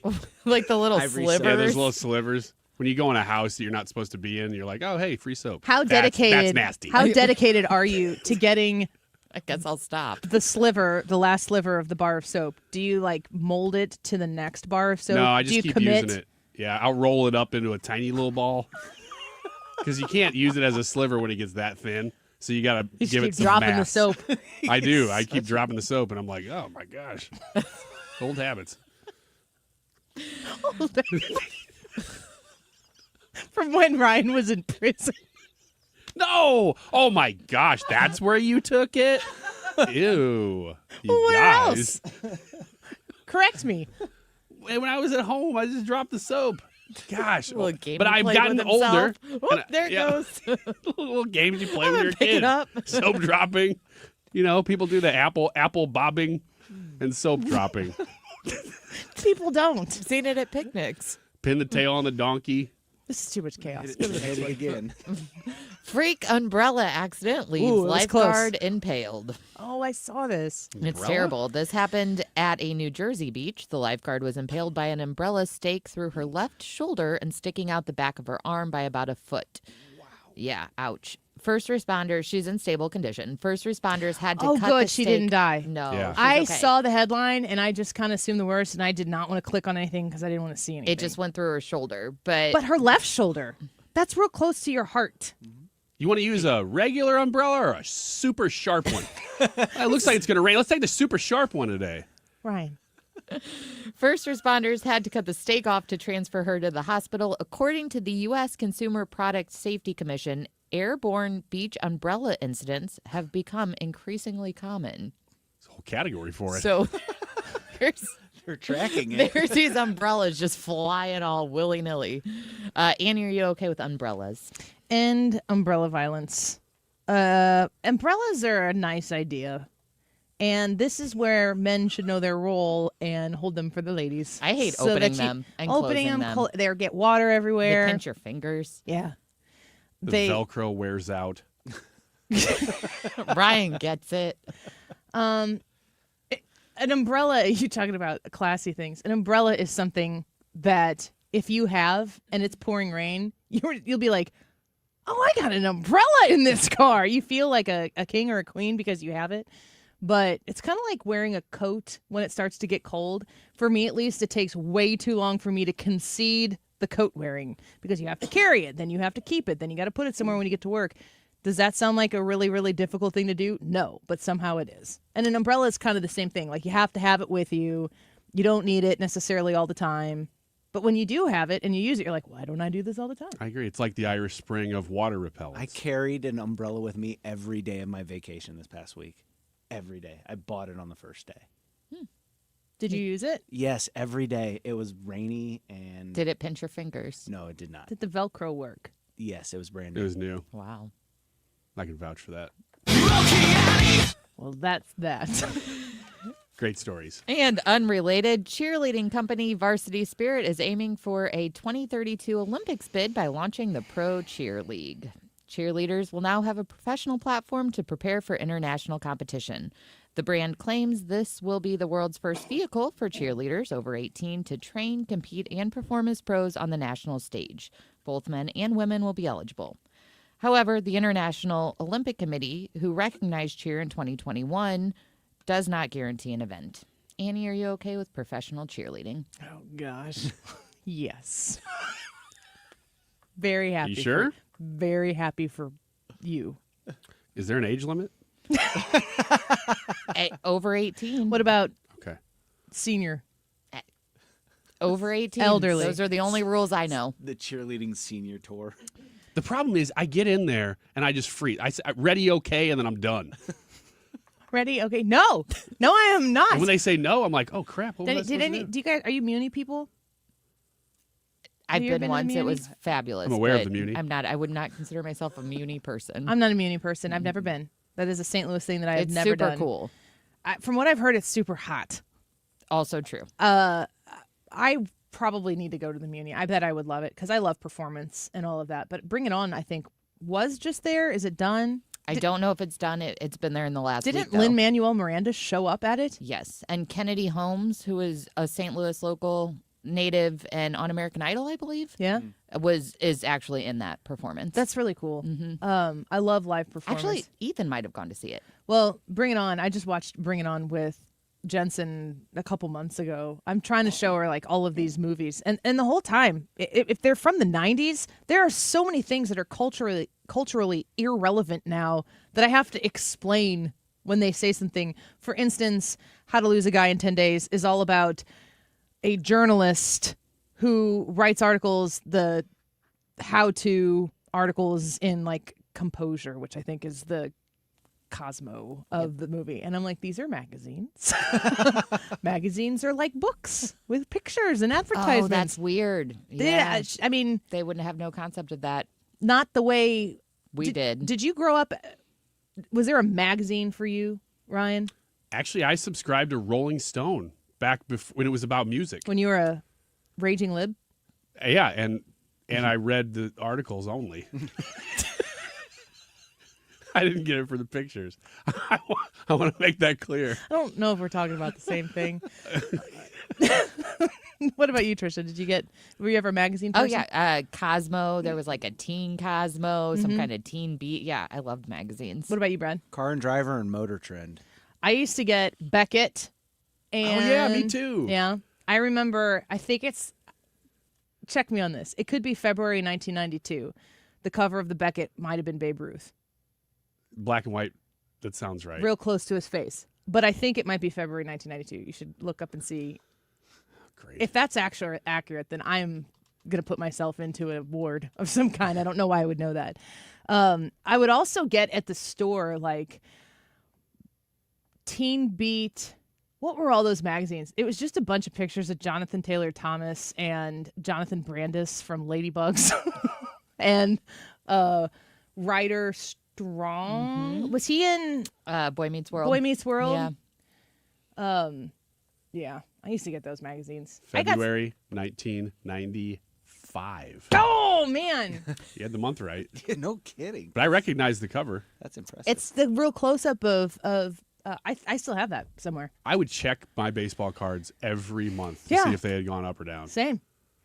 And I'm like, where? I don't even care about them anymore. They're in a box somewhere. Do you have them? I still have them. I just got mine out in the last couple months and was looking through them. Cal Ripken Jr. was the number one card I collected, and my brother collected Ken Griffey Jr. We'd open cards, get one from the other guy I liked, and we'd swap them. It was fun. All right, results of the YouTube live chat poll. How much destruction did the airstrikes cause to Iran's nuclear facilities? You go vote. Tell us what you think. Trisha, thanks for being here with us. Thanks for having me. I will have you back again soon. We'll be right back. Don't go away. This is the Annie Fry Show. RetirementKey.com. If you visit RetirementKey.com, you're going to be able to learn a lot about what I'm going to tell you here. But ultimately, what I want you to know is that when you call 314-993-9494, 314-993-9494, you can connect with Thomas Helbig, with Bob and Tammy Kershaw, the family-owned and operated business that has decades of experience of helping you right when you're on that cusp of retirement. Even if you've recently gotten into retirement, you want to make sure you've made the smart moves. It's not too late to contact them and have a free conversation. They're going to find out what they can do to provide you that peace of mind in a worry-free retirement that comes with the smart maneuvers you need to make to secure it. You want to enjoy retirement. You've worked hard for it. Now you need to make the phone call to secure that. 314-993-9494. That's 314-993-9494. Call my friends at the Retirement Advisory Group or find them online at retirementkey.com. The Range St. Louis West is launching the countdown to 250 years of American freedom this July by giving away 5,000 rounds of 9mm ammo. 5 winners will get 1,000 rounds each, and winners are going to be drawn July 1st. Don't miss your shot. Enter now at therangestl.com/ammo. You have to be 21 or older to enter. It's open to Missouri residents and Illinois residents with a valid FOID card. No purchase necessary. therangestl.com/ammo. Tony LaRussa here. Has your loss of energy and weight gain thrown you a curveball in your relationship? If so, go see my friends over at Victory Men's Health. Discreet first-class professionals will help you hit those curves out of the park. VictoryMen'sHealth.com. That's VictoryMen'sHealth.com. Need a lawyer? Onder wins. Call Onder Law at 314-9-million. That's 314-9-all-zeros. Or go to onderwins.com. The choice of a lawyer is an important decision and should not be based solely on advertisements. You shake my nerves and you rattle my brain. Too much love drives a This man is the insane. Annie Fry You Show. broke my will, but what a thrill. Follow Annie on X at Annie Fry Show. I like that look of I thought it was funny. You came along and moved me, honey. I changed my mind. This love is fine. Goodness gracious, great balls of fire. Kiss me, baby. Remember Elon Musk? Who? That's a no. The first buddy. Do you guys covered the Elon Musk spat? I was in Hawaii when that whole thing fell apart. Did you guys spend a lot of time on it? Yes. Yeah, we did. What was the discussion like? Well, it was about. Actually, I think one of the Whose polls side we did. are you on? Yes, actually, it was whose side are you on in the budget battle? Because Elon's point was we're spending too much money, we're not cutting enough from this thing, and Trump was still saying yes, we are past the budget, and so we kind of did a whose side are you on? But then it changed the next day when he started dropping stuff that had nothing to do with the budget. So I think we talked about it. Whose side were you on? In the budget battle? Elon's. In the next part, then also. I thought he went too far. Mm-hmm. What about you, Brad? Yeah, I was totally with. Well, I thought Trump was right on the budget battle, and then I definitely thought Elon went too far. It was actually kind of sad to watch that happen. Yeah, it was weird. I dipped in a little bit. It was on the TV every once in a while when I was on vacation, and I was like, I'm not doing it, not getting into it. And then the morning I came back, Elon Musk's like, I regret things I said. Yeah. And then, I mean, that was really the end of it. It was an odd. Well, that was about 2 days that the initial spat was going on. Then it kind of died down, and then he apologized. There's this video on X that I saw from Elon Musk, and this is what I appreciate about Elon Musk, because this guy, he is a modern genius. I don't know that anybody could deny that his role in, our generation, he is going to have his fingerprints as a name that will exist with this generation, with his time. Him getting into politics, I think he spent so much of his own money and so much of his own time and so much of his know-how. He applied and he gave so much of it. And then did he get frustrated and decide to move out of it? Did he have a disagreement? And they told him, you've done a lot here. We appreciate you. We're going to take the essence of what you've put together here and move on without you. I don't know. I don't really care. But I do want Elon Musk to continue to be pro-America. I do want him to continue to be outspoken. And I also want the Elon Musk mentality, that creator genius mentality, to continue to be discussed. This is what he talked just about humans. So take the politics out of it, but just about like how you can be as a person. Try to be as useful as possible. It may sound trite, but it's so hard to be useful, especially to be useful to a lot of people. Where you say the area under the curve of total utility is like how useful have you been to your fellow human beings times how many people. It's almost like the physics definition of true work. It's incredibly difficult to do that. And I think if you aspire to do true work, your probability of success is much higher. Like don't aspire to glory, aspire to work. Don't aspire to glory, aspire to work. If you assess your value to people, not intrinsically as a human being, but like when he uses the word utility there, like the actual value of work, we have to get back to a mentality in this country where we value what we put in. Not what am I getting out of this all of the time. The question always being like, but hand out, what about it? Give it to me. Gimme. That's the mentality that's gotten us way, way, way into $37 trillion in debt. That's crippled the country's ability to look and have pride on what we are individually capable of doing and producing. And Elon Musk is a steady voice on this. I appreciate that. And I think that, like, when you think about your value to other people, like, are you working hard with people, alongside people, or are you a drag on people? Do people consider you as part of whatever the cause or effort is? If it's, in your family, if it's at work, if it's in a church community, if it's in a community group of some kind. When you show up, does the work get expanded? Or when you're there, is it drawn back? And I think Elon Musk coming out and saying this, I'm like, this is your lane. Lead. I agree. And I please God, give somebody on the left that platform, because right now you got Elon, you got Kevin O'Leary, you got Jordan Peterson talks about this a lot, Mike Rowe. They're all on the right. That doesn't have to be a conservative principle. Well, we don't need to own it, but it needs to be a principle that everybody agrees with. Yeah, certainly. The YouTube live chat poll for today: how much destruction did the airstrikes cause to Iran's nuclear facilities? Brad, your thoughts? Setback for months, setback for years, or obliterated? Obliterated. I don't think that there's anything left. If they want to restart their program, they got to start a new one. Ryan, what do you think? I am setback for years. What do you think, Ethan? You got thoughts on this one? I'm also setback for years. I'm setback for years as well. And as I said earlier, if I'd have put a fourth option in there that said setback until a Democrat becomes president again, how many of you would have voted for that? I would have voted for that one. Let's get the results, Ethan. 256 votes on today's YouTube live chat poll. How much destruction did the airstrikes cause to Iran's nuclear facilities? 58% say setback for years, 33% say obliterated, and 9% say setback for months. I think that's pretty much confidence in what the president has said. He says obliterated. By obliterated, he might mean setback for years. But the specificality of the nuclear facilities, those things, I think, are toast. The nuclear ambitions, for now. Mark Reardon Show next, right here on 97.1 FM Talk.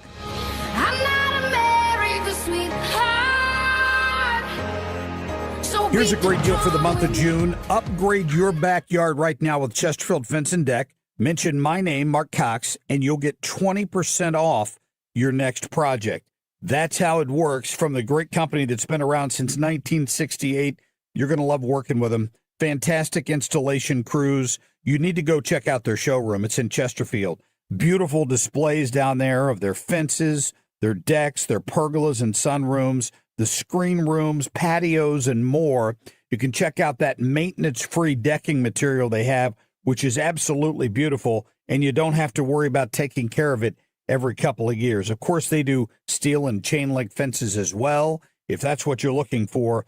Financing options are available at 0% interest, and they do free in-home estimates at no obligation to you, even free project design. Be sure and check them out today and tell them Mark Cox sent you. It's ChesterfieldFence.com. You're listening to Leaf Filter Radio, and the guru of gutter protection himself, Chris Coonahan, is here to take your most pressing leaf-related questions. Hey, everybody, Chris here. I understand we have Ron on the line. Ron, where are you calling from?